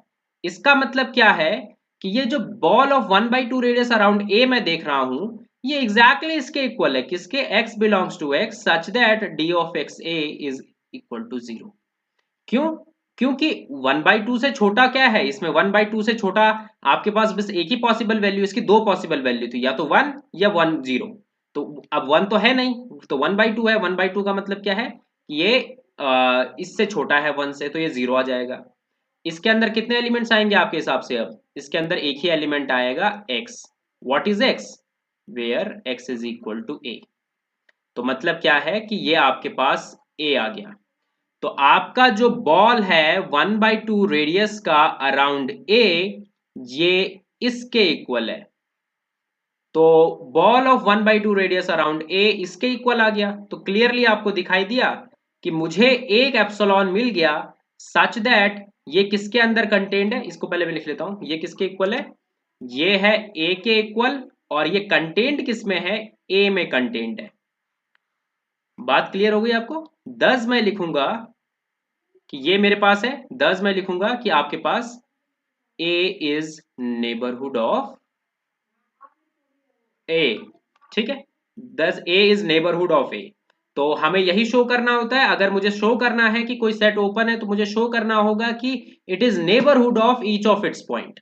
तो ये मेरे पास ए था, एक आर्बिट्ररी एलिमेंट, और मैंने शो करा कि ए इज नेबरहुड ऑफ स्मॉल ए। तो 10 हमारा काम डन हो गया। कोई प्रॉब्लम तो नहीं है इसमें। तो बस यही आपके पास ट्रिक है कि आप वन से छोटा कुछ भी ले लियो रेडियस। अगर आपने वन से छोटा कुछ भी रेडियस लिया तो वो हमेशा सिंगलटन सेट निकल के आ जाएगा। और ये सिंगलटन सेट कौन सा वाला होगा, वो इटसेल्फ जो एलिमेंट जो आपने कंसीडर करा है। बात क्लियर हो गई आपको। तो इसीलिए डिस्क्रीट मीट्रिक स्पेस में कोई भी सेट अगर आप कंसीडर करो वो हमेशा ओपन बनता है, क्योंकि वो अपने हर किसी पॉइंट का नेबरहुड है। क्यों? क्योंकि आप हमेशा अपने रेडियस को वन से छोटा ले लोगे, और जैसे ही आप वन से छोटा अपने रेडियस को लोगे आपका जो है आंसर सिंगलटन सेट आएगा। ठीक है। तो अब मैंने एक ऑब्जर्वेशन आपके सामने लिखी है कि ऐसा हो सकता है कि कोई सबसेट किसी मीट्रिक स्पेस में ओपन हो जब आपने यहां पर डी डिफरेंट लिया है, और अगर आपने डी चेंज करके डी डैश लिख दिया, कोई डिफरेंट मीट्रिक ले ली, तो ये क्या हो जाएगा, नॉट ओपन हो जाएगा उसमें। तो इसका सबसे बढ़िया एग्जांपल क्या हो जाएगा इस ऑब्जर्वेशन का, यही discrete metric space. Discrete metric space में हर कोई सेट ओपन है, कोई सा भी सेट आप ले लोगे वो ओपन है ही। तो अगर कोई सा भी सेट ओपन है, और अगर आप अपने x को ले लोगे, क्या एग्जांपल लोगे इसके लिए, अगर आपने अपना स्पेस जो है रियल लाइन ले लिया, एक मीट्रिक ली d जो कि कितनी थी, डिस्क्रीट मीट्रिक, तो 1 0 if x is y, sorry if x is not y, if x is y then ये क्या हो जाएगा 0। d डैश अपना लूंगा मॉड x माइनस y। तो ये यूजुअल मीट्रिक ली और ये डिस्क्रीट मीट्रिक ली। डिस्क्रीट मीट्रिक में कोई भी सेट ओपन है, बट ये यूजुअल मीट्रिक में आप जानते हो कि अगर मैंने सिंगलटन सेट ले लिया, सिंगलटन सेट थोड़ी ओपन होता है यूजुअल मीट्रिक में। तो आप जानते हो आर के ऊपर आपने वर्क करा है। तो singleton set is not open with respect to d dash, but singleton set are open in this d. तो दैट मीन्स ऐसा हो सकता है कि किसी स्पेस में कोई सेट ओपन था किसी मीट्रिक स्पेस में, बट उसी मीट्रिक स्पेस में अगर आपने उसकी मीट्रिक चेंज कर दी तो अब जो नया मीट्रिक स्पेस निकल के आया उसमें वो सेट जो है ओपन नहीं है। ऐसा हो सकता है। तो हमने इसका एग्जांपल देख लिया डिस्क्रीट मीट्रिक की हेल्प से। अब मैंने आपके सामने एक और ऑब्जर्वेशन रखी है। ऑब्जर्वेशन ये है कि अगर आपने कोई एक्स लिया और उसका कोई सबसेट लिया, ठीक है। अब दो मीट्रिक स्पेस इससे क्रिएट हुए, एक तो x1 कॉमा डी और एक x कॉमा डी, है ना। x1 को आपने d के साथ रखा और x को आपने d के साथ रखा, तो दो मीट्रिक स्पेस है। हालांकि ये वाला जो है इसका सबसेट ही है, तो ये वाला मीट्रिक स्पेस इस वाले का सबसेट है हालांकि, बट दो डिफरेंट है आपके लिए। अब मैं क्या लिख रहा हूं कि it can happen that a is not open in x T but open in x1 comma D. इसका मतलब है कि छोटे वाले में हो सकता है, ऐसा हो सकता है कि छोटे वाले में ओपन है बट बड़े वाले में ओपन नहीं है, ऐसा हो सकता है। तो इसके लिए मैं क्या बोलूंगा, ध्यान से आप देखोगे, ये ऑब्जर्वेशन है एक, ठीक है। तो मैंने क्या कंसीडर करा, अपने स्पेस x को मैंने ये कंसीडर कर लिया, मान लीजिए रियल लाइन, और x1 को मैं कंसीडर कर रहा हूं मान लीजिए 0,2, ठीक है, ये कंसीडर करा। अब मैंने अपना जो है एक सेट उठाया और उसको मैंने लिखा 0,1, ऐसा लिख दिया, इस तरफ से ओपन, इस तरफ से क्लोज। तो मैंने क्या करा, अब मैं लिखूंगा कि जो मेरी डी मेट्रिक है वो है यूजुअल मेट्रिक। यूजुअल मेट्रिक का मतलब जो जिससे आप पढ़ते हुए आए हो, mod x minus y, usual जो आप जानते हो पहले से ही, यूजुअल मेट्रिक ऑन आर। तो ए मैंने अगर ये कंसीडर करा तो आप पहले से ये चीज जानते हो clearly, A is not open in R comma D. जो यूजुअल मेट्रिक स्पेस है उसमें तो ये ओपन नहीं है। क्यों नहीं है यूजुअल मेट्रिक स्पेस में ये ओपन, क्योंकि जीरो एक ऐसा पॉइंट है जिसके अराउंड अगर आपने बॉल बनाने की कोशिश करी वो बॉल कभी भी ए के अंदर कंटेन्ड नहीं होगी, है ना। तो ए वाई क्या लिखूंगा रीजन वाई, क्या चलो ऐसा लिखता हूँ, since zero sorry since 01 is not a neighborhood of 0 in RD। तो जब आपके पास ये मेट्रिक स्पेस था तब जीरो का जो नेबरहुड है वो 01 नहीं है। क्यों? जीरो के अराउंड आप कोई सी भी बॉल बनाओगे वो उसमें कंटेंट नहीं होगी। अब मैंने क्या करा, अब मैंने हल्का सा चेंज कर दिया, तो मेरे पास अब मेट्रिक स्पेस मेरा वो नहीं रहा। अब मैंने मेट्रिक स्पेस x1 कितना माना हुआ है, मेरा जो मेट्रिक स्पेस है अब वो है 0,2, ये मेरा मेट्रिक स्पेस है। इस मेट्रिक स्पेस में मैं उसी सेट को देखना चाह रहा हूं, इस वाले को। अब मैंने 0 के अराउंड आपके लिए एक बॉल बनाई, किसी भी रेडियस की, ball of r radius around, चलो ऐसा करता हूं 1/2 रेडियस लेता हूं, ज्यादा जनरलाइज करने की जरूरत नहीं है। मैंने 1/2 रेडियस की बॉल ली अराउंड 0। यहां पर कौन से वाले एलिमेंट्स आएंगे, यहां पर वो सारे x आएंगे फ्रॉम दिस 0,2 सच दैट आपके पास डिस्टेंस बिटवीन 0 एंड, आप यहां पर क्या लिखोगे, x, this is less then 1/2। ठीक है, तो अगर आप गौर से देखोगे कि 0,2 में से वो सारे एलिमेंट उठाने हैं सच दैट 0 की डिस्टेंस उस एलिमेंट से 1/2 से छोटी हो, तो ये कितना आएगा, 0,1/2 का ओपन इंटरवल, है ना। ध्यान से देखने की कोशिश करो, ये कितना आएगा, 0,1/2 का open interval. What is my d, d is mod of x minus y. What is d, यहां पर लिख लेता हूं अगर आपको कंफ्यूजन हो रही है, d of x Y is mod of x minus y. तो ये मेरे पास निकल के आया, और ये तो कंटेन्ड है उसमें 0,2 में। तो मेरे पास एक बॉल मुझे मिल रही है जो कि इसके अंदर कंटेन्ड है। दिस इंप्लाई 0,2, लिखता हूं 0,2 इज नेबरहुड ऑफ 0। तो इस वाले स्पेस, सॉरी 0,2 नहीं, मेरे पास सेट क्या था, 0,1। सो 0,1 इज, अच्छा यहां पर भी 2 लिख दिया मैंने, सॉरी सॉरी सॉरी, ये गलती हो गई। तो आपने देखा कि 0,1 जो है नेबरहुड बन रहा है 0 का, this will imply 0,1 is open in 0,2। Clear हो गई बात, कोई इसमें डाउट तो नहीं है अब? ठीक है, अब जो हमें सीखना है वो ये सीखना है कि इक्विवेलेंट मैट्रिक्स किसे कहा जाता है। तो इक्विवेलेंट मैट्रिक्स का कॉन्सेप्ट वहां से निकल के आता है कि मान लीजिए आपके पास दो मैट्रिक्स हैं D1 एंड D2, और वो दोनों आपस में, हम कहेंगे किसी स्पेस x पर वो हैं, और वो दोनों आपस में इक्विवेलेंट हैं। हम ये कब कहेंगे, अगर मुझे दो कांस्टेंट K1 एंड K2 मिल जाए such that K1 multiplied with D1 is less than equal to D2 is less than equal to K2 multiplied with D1। तो इक्विवेलेंट मैट्रिक्स का कॉन्सेप्ट बहुत ही इंपॉर्टेंट है। अब हमें, आपको डेफिनेशन मान लीजिए इक्विवेलेंट मैट्रिक्स की समझ आ चुकी है, तो आपको एक थ्योरम मैं बताना चाह रहा हूं। थ्योरम ये है कि आपको क्या होगा अगर आपको ये इंफॉर्मेशन मान लो किसी तरीके से पता चल गई कि दो मैट्रिक जो आपके पास दी हुई है XD1 और XD2, दो मैट्रिक स्पेस आपके पास हैं, दोनों डिफरेंट डिफरेंट मैट्रिक पर है बट स्पेस सेम है। तो अगर आपके पास D1 इक्विवेलेंट हो जाए D2 के, देन क्या होगा, कोई भी ओपन सेट जो XD1 में होगा वो ओपन हो जाएगा XD2 में, और कोई भी ओपन सेट XD2 में जो ओपन है वो XD1 में ओपन हो जाएगा। तो मतलब क्या है कि इक्विवेलेंट मैट्रिक्स अगर आपको पता है तो आपको ओपननेस की चिंता नहीं करनी है। जैसे हमने अभी भी बात करी, कहां पर बात करी, वो यहां पर। तो मैंने आपसे कहा था कि it can happen that a subset, मैंने यहां पर लिखा it can happen that a subset is open in x D but not open in x comma d dash. तो ऐसा हो सकता है कि इसके अंदर ओपन था बट इसके अंदर नहीं है, या फिर इसके अंदर ओपन था इसके अंदर नहीं है, ऐसा हो सकता है। बट मैं यहां पर कह रहा हूं कि अगर आपकी मीट्रिक स्पेस ऐसा है कि जिसमें मीट्रिक जो आपको दी हुई है D1 एंड D2 वो एक दूसरे के इक्विवेलेंट है, तो इसके अंदर जो ओपन है वो उसके अंदर ओपन हो जाएगा, उसके अंदर जो ओपन है वो इसके अंदर ओपन हो जाएगा।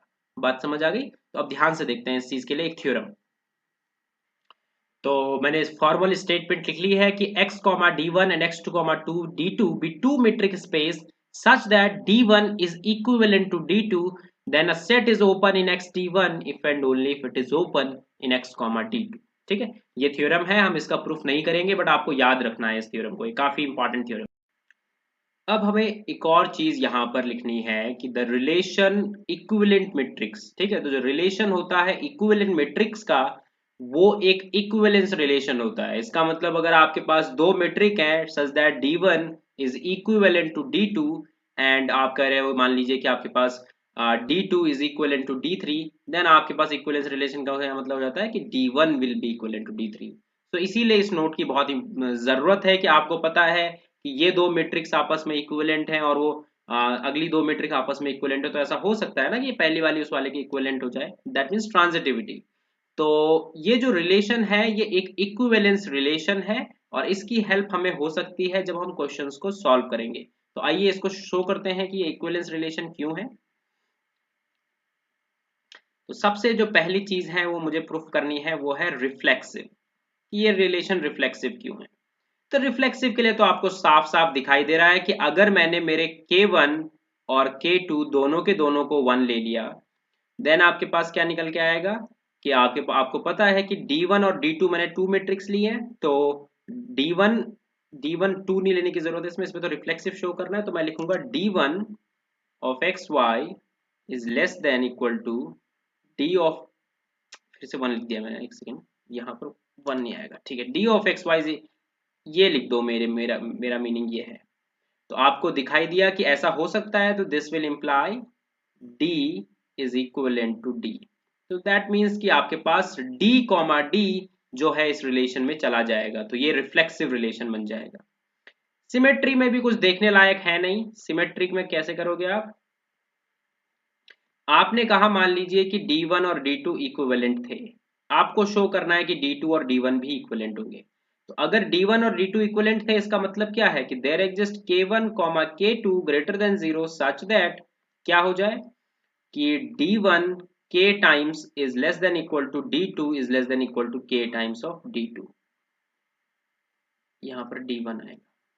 ठीक है, अब हमें शो करना है उल्टा कि D2 is equivalent to D1। तो सबसे पहले आपने देखा कि K1 of D1 is less than equal to D2। तो आप जानते हो कि अब मैं जो अपना नंबर है वो मैं लेने वाला हूं K is equal to 1/K1। तो मुझे ये चीजें बस उल्टी करनी है, तो मैं लिख लेता हूं एक बारी। तो मैंने पीछे वाले दो पेयर्स पकड़े, और जब मैं इन पीछे वाले दो पेयर्स को पकड़ रहा हूं तो मेरे पास यहां से निकल के आएगा रिजल्ट कि 1/K2 times of D2 is less than equal to D1। अब मुझे बस क्या चाहिए, यहाँ पर राइट साइड में मुझे कितना चाहिए, यहाँ पर राइट साइड में चाहिए D2। अब आप यहाँ से देखो कि K1 times of D1 is less then D2। अभी पीछे वाले दो पेयर्स पकड़ो, तो पीछे वाले दो पेयर्स पकड़ोगे तो आपके पास आएगा K times of D1 is less then D2। This will imply कि D1 जो है आपका वो लेस देन है 1/K1 times of D2, right, ये K1 है। तो अब इसकी हेल्प से आपको क्या पता चला कि D1 जो है 1/K1 टाइम्स ऑफ D2 से छोटा है। तो इन दोनों से फाइनली आप क्या लिख सकते हो, इन दोनों से फाइनली आप लिख सकते हो कि 1/K2 of D2 is less then D1 and 1/K1 of D2। तो आपके लिए जो आपका जो नए कॉन्स्टेंट्स निकल के आ रहे हैं वो है 1/K2 और 1/K1। तो यहां से निकल के आया कि D2 जो है, आपको पता था कि D1 is equivalent to D2, अब यहां से निकल के आया कि D2 is equivalent to D1। बात समझ आ गई। तो इजीली हमें शो हो गया कि ये रिफ्लेक्सिव है, सॉरी सिमेट्रिक है, इस इक्वेशन की हेल्प से। अब आपको शो करना है कि आपका जो रिलेशन है वो ट्रांजिटिव भी है। तो मान लीजिए कि D1 metric is equivalent to D2, यहां पर लिखता हूं इफ, एंड आपको पता होता है कि D1 is equivalent to D2 and D2 is equivalent to D1, then आपको शो क्या करना होता है कि सॉरी D3, यहां पर क्या लिखूंगा D3। तो देन आपको शो करना होता है कि D1 is equivalent to D3। तो आपको शो क्या करना है, D1 is equivalent to D3, ये आपको लाना है कहीं ना कहीं से। सबसे पहले इससे क्या रिजल्ट निकल के आएगा वो लिख लेता हूं, और इससे क्या रिजल्ट निकल के आएगा वो लिख लेता हूं, फिर मैं इसके बारे में बात करूंगा। तो कैसे स्टार्ट करूंगा मैंने ये लिख दिया है सब कुछ। यहाँ पर K4 आएगा, सॉरी यहाँ पर K4 है। ठीक है, तो अब मैं क्या करूंगा, मैं यहां से इन दो को पिक करूंगा सबसे पहले।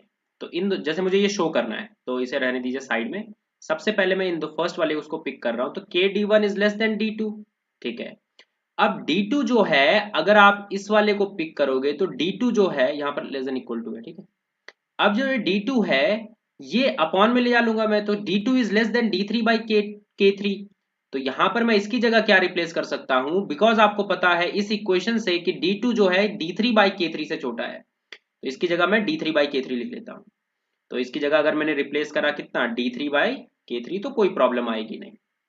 फाइनली मैं क्या कर दूंगा, K3 को इधर मल्टीप्लाई करा दूंगा, तो K3 dot K1 D1 is less then D3 ला दिया, ठीक है। अब हम आगे चलते हैं। अब आपको पता क्या है कि अब आप इस पेयर को पकड़ोगे सबसे पहले, तो ये फर्स्ट चीज हो गई मेरी यहां पर डन। अब मुझे दूसरा पेयर पकड़ना है, तो मैंने उठाया D3 is less then K4 times of D2, ये मैंने उठाया। अब आपने इसमें क्या देखा सबसे पहले कि D3 is less than equal to K4 times of D2, तो यहां से मैं लिख सकता हूं D2 की वैल्यू, D2 जो है वो K2 D1 से छोटा है, तो दिस विल इंप्लाई कि इसकी जगह मैं K2 D1 लिख सकता हूं D2 की जगह, which is less than equal to K2, पहले K4 लिखे रहने देते हैं, K4 फिर यहां पर लिखूंगा K2 और फिर यहां पर आ जाएगा D2 की जगह लिख रहा हूं मैं तो D1, तो दिस विल इंप्लाई D3 जो है वो लेस देन है K4 K2 D1। तो बात समझ आ गई आपको, इन दोनों से आपको डायरेक्टली वो रिजल्ट मिल गया। इस K3 डॉट K1 को मान लीजिए कुछ M1 D1, M1 D1 is less than equal to D3 is less than equal to M2 D2 D1 sorry. तो फाइनली आपके पास डन हो गया, यही आपको चाहिए था। तो आपके पास ये जो रिलेशन है इक्विवेलेंट मैट्रिक्स का, ये जो है एक ट्रांजिटिव रिलेशन है, ऑलराइट। ट्रांजिटिव है, सिमेट्रिक हम शो कर चुके हैं और रिफ्लेक्सिव भी हम शो कर चुके हैं, तो तीनों रिलेशंस हैं, that is why it is an equivalence relation.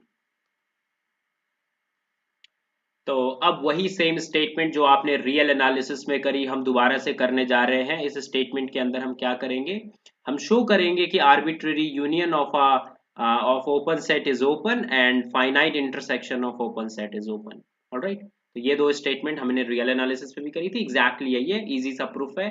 Start करते हैं। तो सबसे पहले क्या करोगे, एक arbitrary family of open sets लोगे, तो क्या लिखा आपने कि लेट, एक फैमिली लिख लेते हैं, तो ये फैमिली है, मान लीजिए यहाँ पर मैं लिख रहा हूँ जी, जी रिप्रेजेंट कर रहा है ओपन सेट को, तो मैंने यहाँ पर लिख दिया alpha such that alpha belongs to this indexing set. कोई इंडेक्सिंग सेट है, कुछ भी हो सकता है ये, ठीक है। तो मतलब ये इस टाइप से आप फैमिली को लिखते हो, ऐसा हमने पहले भी करा हुआ है, ठीक है। तो is a family of open set, family of open sets.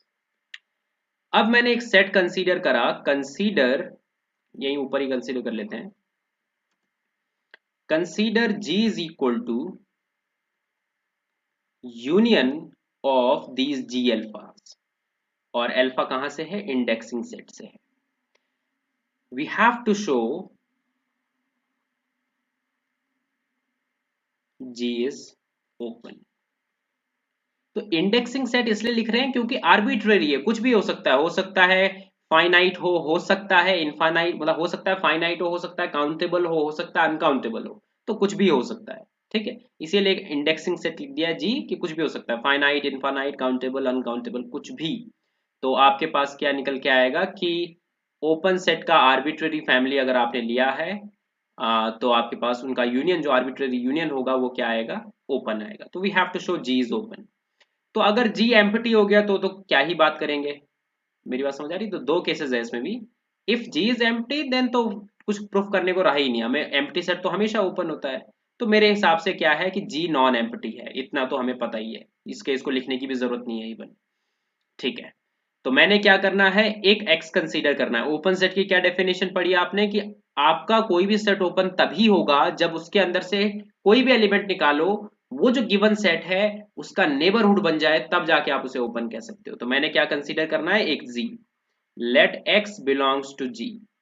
अगर मैंने एक्स जी में से लिया है, अब जी है क्या, यूनियन ऑफ दीज, तो इसका मतलब क्या होगा कि देयर एग्जिस्ट अल्फा, कोई ना कोई एक अल्फा ऐसा जरूर मिलेगा, किसमें से, इंडेक्सिंग सेट में से, such that x belongs to G alpha. क्योंकि अगर कोई चीज यूनियन में है तो किसी ना किसी कंपोनेंट में तो उसे जाना ही पड़ेगा। अगर एक्स जी अल्फा में चला गया तो this will imply G alpha तो ओपन है, तो आप क्या बोलोगे, because G alpha is open, तो आप बोलोगे कि there exist r greater, epsilon ले लेते हैं, there exist epsilon greater than zero such that, आपने बॉल कंसीडर करी एप्सिलॉन रेडियस की around that x, it is contained in G alpha. तो कौन सी डेफिनेशन यूज कर रहा हूं, ओपननेस ऑफ जी अल्फा, उसकी डेफिनेशन यूज कर रहा हूं। बी एप्सिलॉन एक्स इसका सबसेट है, this will imply B epsilon x will be subset of union of G alpha. यहां पर आप अल्फा आर्बिट्ररी ले लोगे, तो सबका यूनियन ले लोगे, कंपोनेंट के अंदर कोई चीज है तो वो यूनियन में भी जाएगी। This imply g which is equal to g, right? g is neighborhood of x, तो hence क्या बोलोगे आप, g is open। तो बहुत इजीली आपने शो कर दिया। अब आर्बिट्ररी इंटरसेक्शन के ऊपर आते हैं। मुझे शो करना है कि finite intersection of open set is open, right?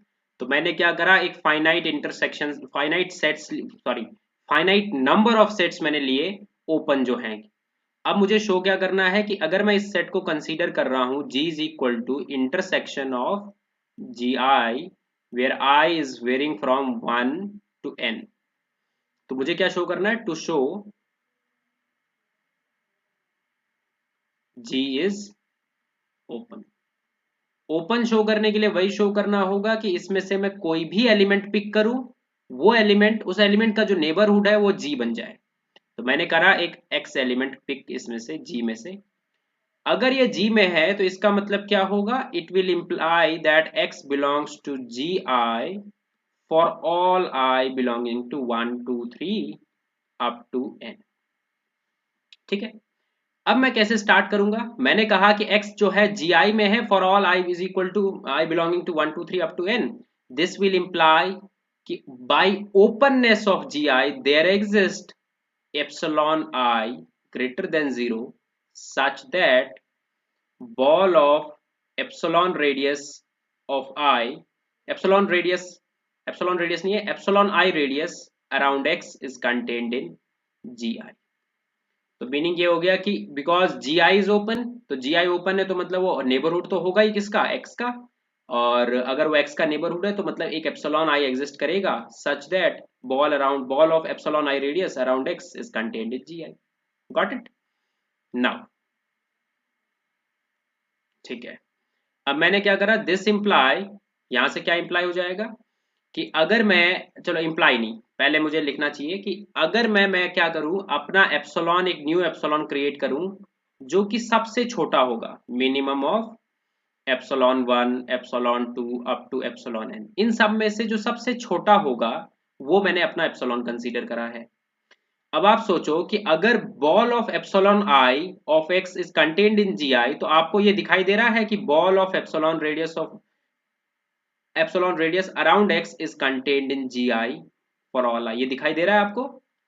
क्यों हो रहा है, सिंस एप्सिलॉन जो है वो एप्सिलॉन आई से छोटा है, ये बात आपको पता है, एप्सिलॉन आई जो है एप्सिलॉन आई से छोटा है। तो अगर वो छोटा है, बड़ा वाला बॉल उसके अंदर जा रहा है जी आई के अंदर, तो छोटा वाला बॉल भी जी आई के अंदर चला जाएगा, है ना?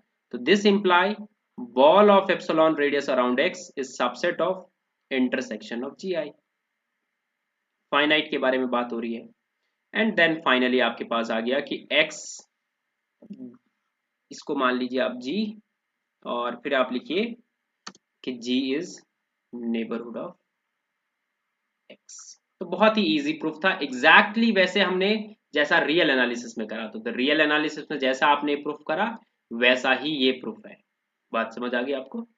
ठीक है, तो इंटरसेक्शन जो है फाइनाइट उसका ओपन होता है। अब आपके लिए एक्सरसाइज क्या है कि अगर मैंने आर्बिट्रेरी लिया तो क्या करूंगा, तो इसका जो एक्सरसाइज है आपका, find counter example, find counter example for, find counter example for arbitrary intersection. तो जब आपने रियल एनालिसिस पढ़ी थी तो वहां पर मैंने एग्जाम्पल दिया था, तो एग्जैक्टली यहां पर भी वही एग्जाम्पल चल जाएगा। मीट्रिक आप लोगे क्या, मीट्रिक आप लोगे यूजुअल, और अपना स्पेस आप लोगे आर, तो जो वहां पर एग्जाम्पल था एग्जैक्टली वही, यही एग्जाम्पल यहाँ पर भी लगेगा। तो ये आपके लिए एक्सरसाइज है कि आप काउंटर ढूंढें कि आर्बिट्ररी क्यों नहीं वर्क कर रहा है, सिर्फ फाइनाइट नंबर ही क्यों वर्क कर रहा है। Got it. अब हमें पढ़ना है कॉन्सेप्ट ऑफ लिमिट पॉइंट्स। तो कॉन्सेप्ट ऑफ लिमिट पॉइंट के अंदर आपको क्या पढ़ना है कि जैसे आपने कोई भी मीट्रिक स्पेस कंसीडर करा और ए उसमें से एक पॉइंट उठाया, ठीक है, तो मैं लिखता हूं let x comma D be a metric space. तो डेफिनेशन जो है कैसे हम वर्क करेंगे, डेफिनेशन एग्जैक्टली वही है जो आपने रियल एनालिसिस में पढ़ी है। मैंने यहां से एक एलिमेंट उठाया ए, तो A belongs to X, then A is said to be limit point, A is said to be limit point of x अगर क्या हो जाए, if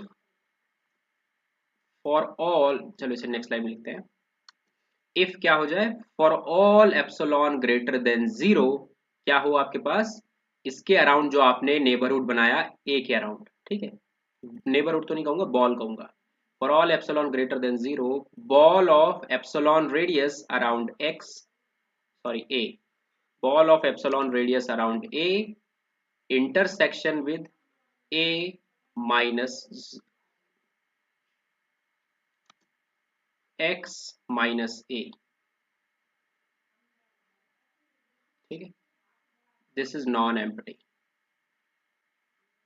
तो अगर ऐसा हो जाए कि for all epsilon greater than 0 आपके पास क्या हो, ball of epsilon radius around a intersection with x minus a is non empty, then we say that a is the limit point. Similarly हम डिफाइन करते हैं कॉन्सेप्ट ऑफ आइसोलेटेड पॉइंट्स। तो इसके लिए भी हम एज इट इज करेंगे कि आपने x कॉमा डी जो लिखा वो एक मेट्रिक स्पेस कंसीडर करा, बी अ मेट्रिक स्पेस, फिर आप कहोगे कि a belongs to x, then a is said to be isolated point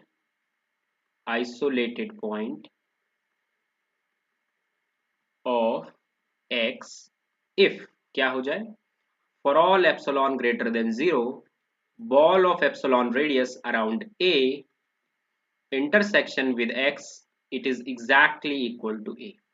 तो अगर ऐसा हो जाए तो आप क्या कहोगे, अपने वाले पॉइंट्स जो आपने कंसीडर करा है उसे आइसोलेटेड पॉइंट कहोगे। अब नोशन देते हैं डिराइव्ड सेट का। तो कोई भी सबसेट आपने अपने मीट्रिक स्पेस का लिया और उसके सारे के सारे लिमिट पॉइंट्स का अगर आप कलेक्शन ले लो तो उसी को हम डिराइव्ड सेट कह देते हैं। तो इसका नोटेशन होगा ए डैश। ऐसा हमने रियल एनालिसिस में भी करा है तो मैं ज्यादा एक्सप्लेन नहीं कर रहा हूँ, आगे मूव करेंगे। अब आपने क्योंकि लिमिट पॉइंट का कॉन्सेप्ट पढ़ लिया है तो मैं आपके सामने एक डिस्क्रीट स्पेस ले रहा हूं और मैं कह रहा हूं कि इस चीज को आप ऑब्जर्व करो कि अगर आपके पास कोई डिस्क्रीट स्पेस है उसका आप कोई सा भी सबसेट उठाओ तो उसके पास एक भी लिमिट पॉइंट नहीं होंगे। एक भी लिमिट पॉइंट ना होने का मतलब डिस्क्रीट सॉरी डिराइव्ड सेट जो है वो है एम्प्टी। तो मैंने कैसे करा, इस चीज को देखने के लिए मैंने क्या करा, एक्स को अपना आर ले लिया, दिखाई देता कि मुझे एग्जैक्टली क्या हो रहा है। x को मैंने r लिया और d ऑफ एक्स वाई लिया, वही डिस्क्रीट मीट्रिक। अब आप देखोगे कि अगर मैं चेक करना चाह रहा हूं कि मेरा कोई भी सबसेट अगर मैंने उठाया है, अगर वो मैं चेक करना चाह रहा हूं कि whether it is it has limit point और नॉट, तो मैं क्या करने वाला हूं, एक जनरल सबसेट उठाऊंगा और मैं उसके अंदर से एक एलिमेंट उठाऊंगा x बिलोंग्स टू a।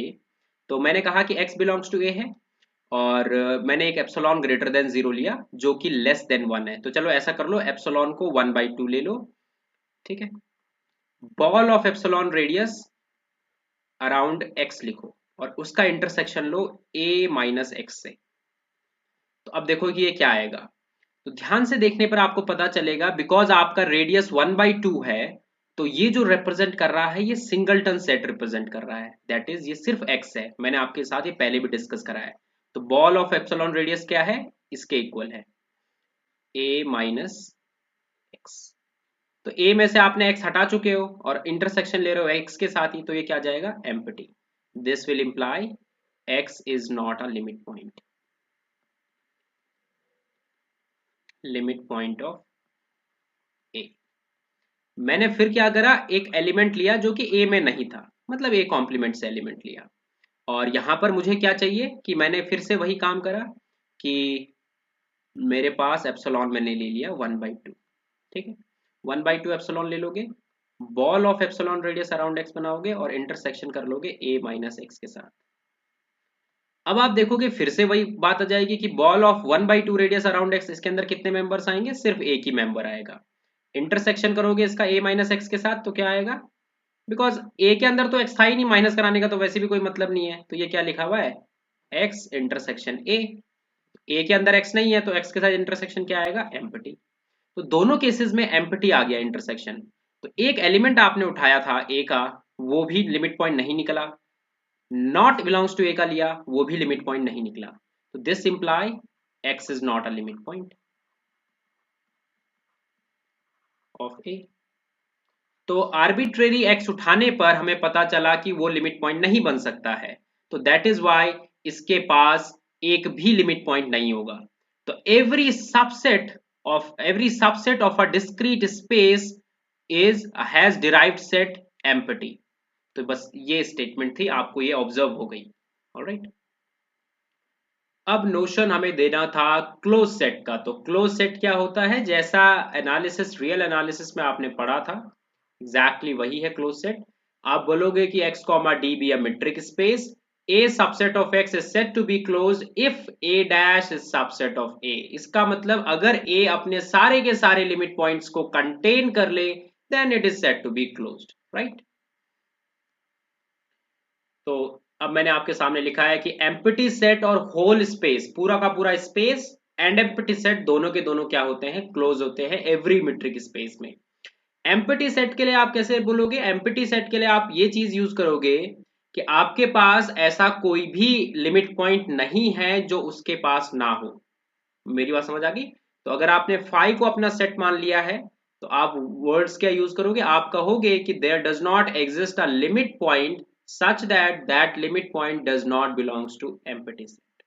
बात समझ आ गई। तो हमारे पास ऐसा एक भी लिमिट पॉइंट नहीं है, that is why it's a close set. Similarly पूरा का पूरा स्पेस जब आप ले लोगे तो ऑब्वियसली वो क्लोज आ ही जाएगा, ठीक है, क्योंकि लिमिट पॉइंट जाएंगे कहाँ, लिमिट पॉइंट्स को रहना तो इस लिमिट पॉइंट्स होते क्या है, होते तो स्पेस के ही मेंबर है, वो जो स्पेस है। तो अगर कोई भी लिमिट पॉइंट है तो वो अपने स्पेस में तो कंटेंट होगा ही होगा। तो ये ऑब्वियस है कि empty set and the whole space are closed in every metric space. Alright, बस अब थोड़े बहुत हमने जो रियल एनालिसिस वाले एग्जाम्पल हैं वही लिख दिए हैं कि नेचुरल नंबर जो होता है क्लोज होता है, क्यू इज क्लोज्ड, इस टाइप से लिख दिया है। बाकी सब इसी के इर्द गिर्द घूमेंगे।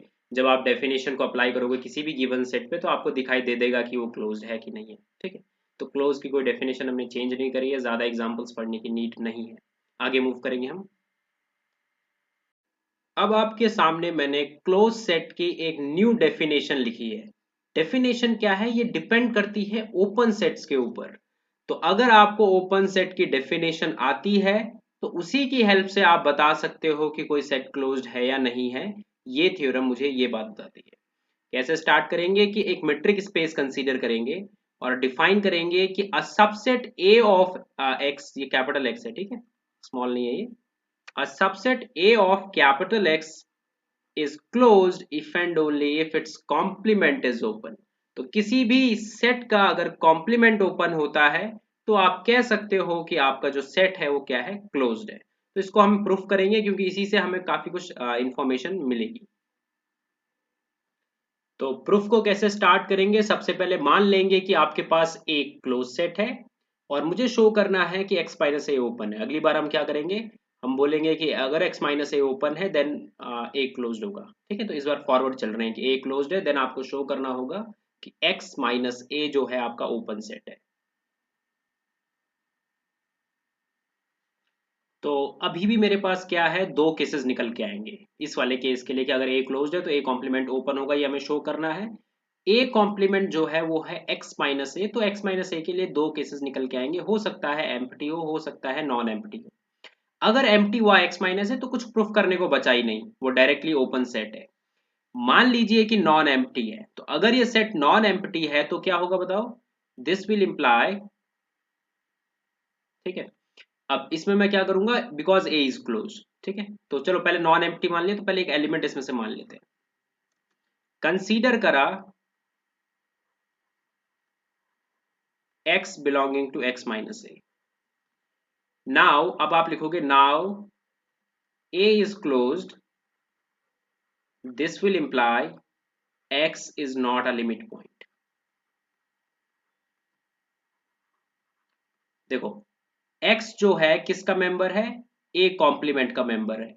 अगर कोई सेट क्लोज्ड होता है तो वो अपने सारे के सारे लिमिट पॉइंट को कंटेन करता है अपने अंदर, बट आपके पास ये इस ए का एलिमेंट नहीं है। अगर ये ए का एलिमेंट नहीं है इसका मतलब क्या होगा, x जो है नॉट अ लिमिट पॉइंट है। अगर लिमिट पॉइंट हो जाता है तो फिर x को a में जाना पड़ता, बट x तो a कॉम्प्लीमेंट में है। तो यहां तक की बात डायरेक्टली हमें दिखाई दे रही है। अगर ये लिमिट पॉइंट नहीं है इसका मतलब क्या होगा कि there exist epsilon greater than zero such that अगर आपने बॉल बनाई एप्सिलॉन रेडियस की अराउंड एक्स, उसका इंटरसेक्शन किसके साथ लिया, ए के साथ लिया। इसमें से मैं माइनस एक्स लिख सकता हूं, बट माइनस लिखाने का कोई खास मतलब है नहीं। क्यों, क्योंकि ए के अंदर तो एक्स है ही नहीं, तो इसका मतलब ही ए है वैसे तो, बट लिख लेते हैं क्योंकि डेफिनेशन हमने यही पढ़ी है। तो ये एम्प्टी आएगा, ठीक है। तो ball of epsilon radius around x intersection with a minus x is empty। This will imply ball of epsilon radius around x intersection with a is empty। तो मतलब ये जो बॉल है एप्सिलॉन रेडियस की, वो a का एक भी एलिमेंट नहीं कंटेन कर रही है। इसका मतलब क्या होगा, इसका मतलब तो यही होगा ना कि ball of epsilon radius around x is contained in x minus a। तो दैट फाइनली मीन्स कि आपको एक एप्सिलॉन ग्रेटर देन जीरो मिल गया, जिसके लिए x माइनस ए जो है नेबरहुड बन जाएगा, है ना। x हमें शो क्या करना है, अगर किसी सेट को ओपन शो करना होता है तो आपको शो करना होगा कि अपने किसी भी आर्बिट्रेरी पॉइंट का वो क्या हो, नेबरहुड हो। तो आपने एक जनरल सा पॉइंट लिया और आपने देखा कि आप उसके अराउंड एक एप्सिलॉन मिल रहा है सच दैट उसके अराउंड बॉल बनाओ तो वो इसके अंदर कंटेन्ड हो जाए। तो this will imply x minus A is open. ये फर्स्ट चीज हो गई। अब आते हैं सेकेंड उस पे। Suppose x minus A is open, तो हमें शो क्या करना होगा, we need to show x minus A is close. ये शो करना होगा, ठीक है। सॉरी यहाँ पर a आएगा, ठीक है, a इज क्लोज्ड। तो मैंने क्या करा, एक एलिमेंट कंसीडर करा, x belongs to x minus A consider अगर आप करोगे तो यहां से क्या रिजल्ट निकाला आएगा, because it is open this will imply there exist epsilon greater than zero such that ball of epsilon radius around x is contained in x minus A. तो मैं x माइनस ए का कोई भी आर्बिट्रेरी पॉइंट उठा रहा हूं तो वो क्या हो जाएगा आपके पास, there exist epsilon greater than zero such that ball of epsilon radius around x is contained in x minus A. अब आपके पास डेफिनेशन क्या होती है क्लोज सेट की, आप क्लोज सेट की डेफिनेशन बोलते हो कि कोई भी मेंबर अगर आपका पास है और वो लिमिट पॉइंट है, नहीं मेंबर नहीं बोलूंगा, रिपीट करता हूं, आपके पास आपके स्पेस में से कोई भी आपने एलिमेंट पिक करा और अगर उसका इंटरसेक्शन उस a माइनस एक्स के साथ, उसके अराउंड बॉल आपने बनाई और उसका इंटरसेक्शन उसके साथ क्या आया, नॉन एम्प्टी आया, तब जाके वो लिमिट पॉइंट होता है। ये डेफिनेशन आपको पता है। तो मुझे शो क्या करना है कि ये क्लोज्ड है, that means every limit point जो ए का होगा वो ए के पास होना ही चाहिए। कोई भी लिमिट पॉइंट ए का होगा वो ए के पास होना चाहिए। तो मुझे शो ये करना होगा कि एक ऐसा पॉइंट मैं उठा रहा हूं बाहर से, ए के पास से नहीं, बाहर से कोई पॉइंट उठा रहा हूं, तो ऐसा हो सकता है क्या कि वो ए का लिमिट पॉइंट बन जाए बट वो ए के पास ना हो। तो बाहर से अगर उठा रहा हूं तो मतलब ए के पास नहीं है, तो मुझे शो करना होगा कि वो ए का लिमिट पॉइंट नहीं बन सकता। तो ball of epsilon radius around x is contained in x minus a। This will imply ball of epsilon radius around x intersection with a is going to be empty। क्यों, क्योंकि ये तो पूरी की पूरी x minus a में contained है, तो ये इसके साथ empty दे देगा। तो दिस इंप्लाई कि हमारे पास एक एप्सिलॉन मिल रहा है जिसकी वजह से मैं बॉल जो क्रिएट कर रहा हूं x के अराउंड, उसका इंटरसेक्शन a के साथ empty है। This will imply x is not a limit point of a। तो मैंने बाहर से कोई एलिमेंट उठाया और मैंने शो करा कि वो लिमिट पॉइंट नहीं है। अब हमें अंदर वालों से कोई फर्क पड़ता नहीं है, अंदर वाला चाहे हो चाहे ना हो उससे कोई इफेक्ट पड़ता नहीं है। क्यों, क्योंकि डेफिनेशन है कि लिमिट पॉइंट उसका मेंबर होना चाहिए। कोई भी लिमिट पॉइंट है वो ए के पास मौजूद होना चाहिए। अगर वो बाहर का है जो ए के पास, हमने वो सारे पॉइंट्स चेक कर लिए जो बाहर के थे जो ए के पास थे ही नहीं, तो वो तो लिमिट पॉइंट नहीं है। तो इसका मतलब अंदर का अगर कोई लिमिट पॉइंट होगा तो अंदर ही बिलोंग करेगा, तो उसमें कोई डाउट ही नहीं है। तो दस this will imply A is closed. इस तरीके से मैं इस प्रूफ को खत्म कर सकता हूं कि ए इज क्लोज्ड। ऑलराइट, अब बस बेसिक से दो रिजल्ट है जो रियल एनालिसिस में आपने पढ़े, एग्जैक्टली हमें यहाँ पर भी वो पढ़ने हैं। In any metric space x comma D the intersection of arbitrary family of close set is closed, the union of finite number of close set is closed. तो फाइनाइट यहाँ पर वर्ड यूज होता है, अगर आपने इनफाइनाइट ले लिया तो आपको पता है उसका एग्जाम्पल क्या होगा। ठीक है, तो फाइनाइट की जगह इनफाइनाइट में लिख लूंगा तो उसके लिए एग्जाम्पल क्या है जो रियल एनालिसिस में पढ़ा गया था। तो आप उसको फिर से रिव्यू करो और वहां से आप देखो कि फाइनाइट के लिए क्या एग्जाम्पल होगा। तो intersection of arbitrary family of close set is close, इसको प्रूफ करना बहुत इजी है। सिमिलरली इसको भी प्रूफ करना बहुत इजी है, जिस तरीके से वहां पर काम करा गया वैसे ही यहाँ पर भी काम करा जाएगा। तो ये आपके लिए एक्सरसाइज है कि आप इसको प्रूफ करो। जब आप इसको प्रूफ करोगे तो ये क्या हो जाएगा, इससे आपको डेफिनेशन जरूर क्लियर हो जाएगी, जो डेफिनेशन है क्लोज सेट के बारे में।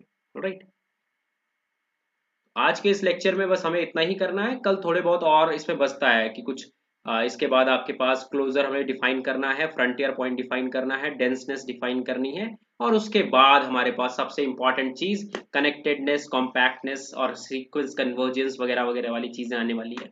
तो आगे के दो लेक्चर्स में हम यही करने वाले हैं और उसके बाद ये टॉपिक फिनिश हो जाएगा आपका मीट्रिक स्पेसेस का। ठीक है, मीट्रिक स्पेस का हम सिर्फ उतना ही पार्ट करेंगे जितना आपके लिए इंपॉर्टेंट है। देखो मीट्रिक स्पेस अपने आप में एक सब्जेक्ट है पूरा का पूरा, इसमें बहुत सारी चीजें हो सकती हैं, बट हमें सिर्फ उतना करना है जिससे हमारे क्वेश्चंस जो है सॉल्व हो जाएं।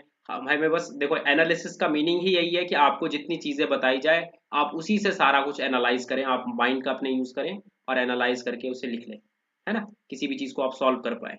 तो मेन मकसद इस कोर्स का भी यही होगा, ऐसा नहीं होगा कि आपको सारी चीजें मीट्रिक स्पेस की करा ली जाए।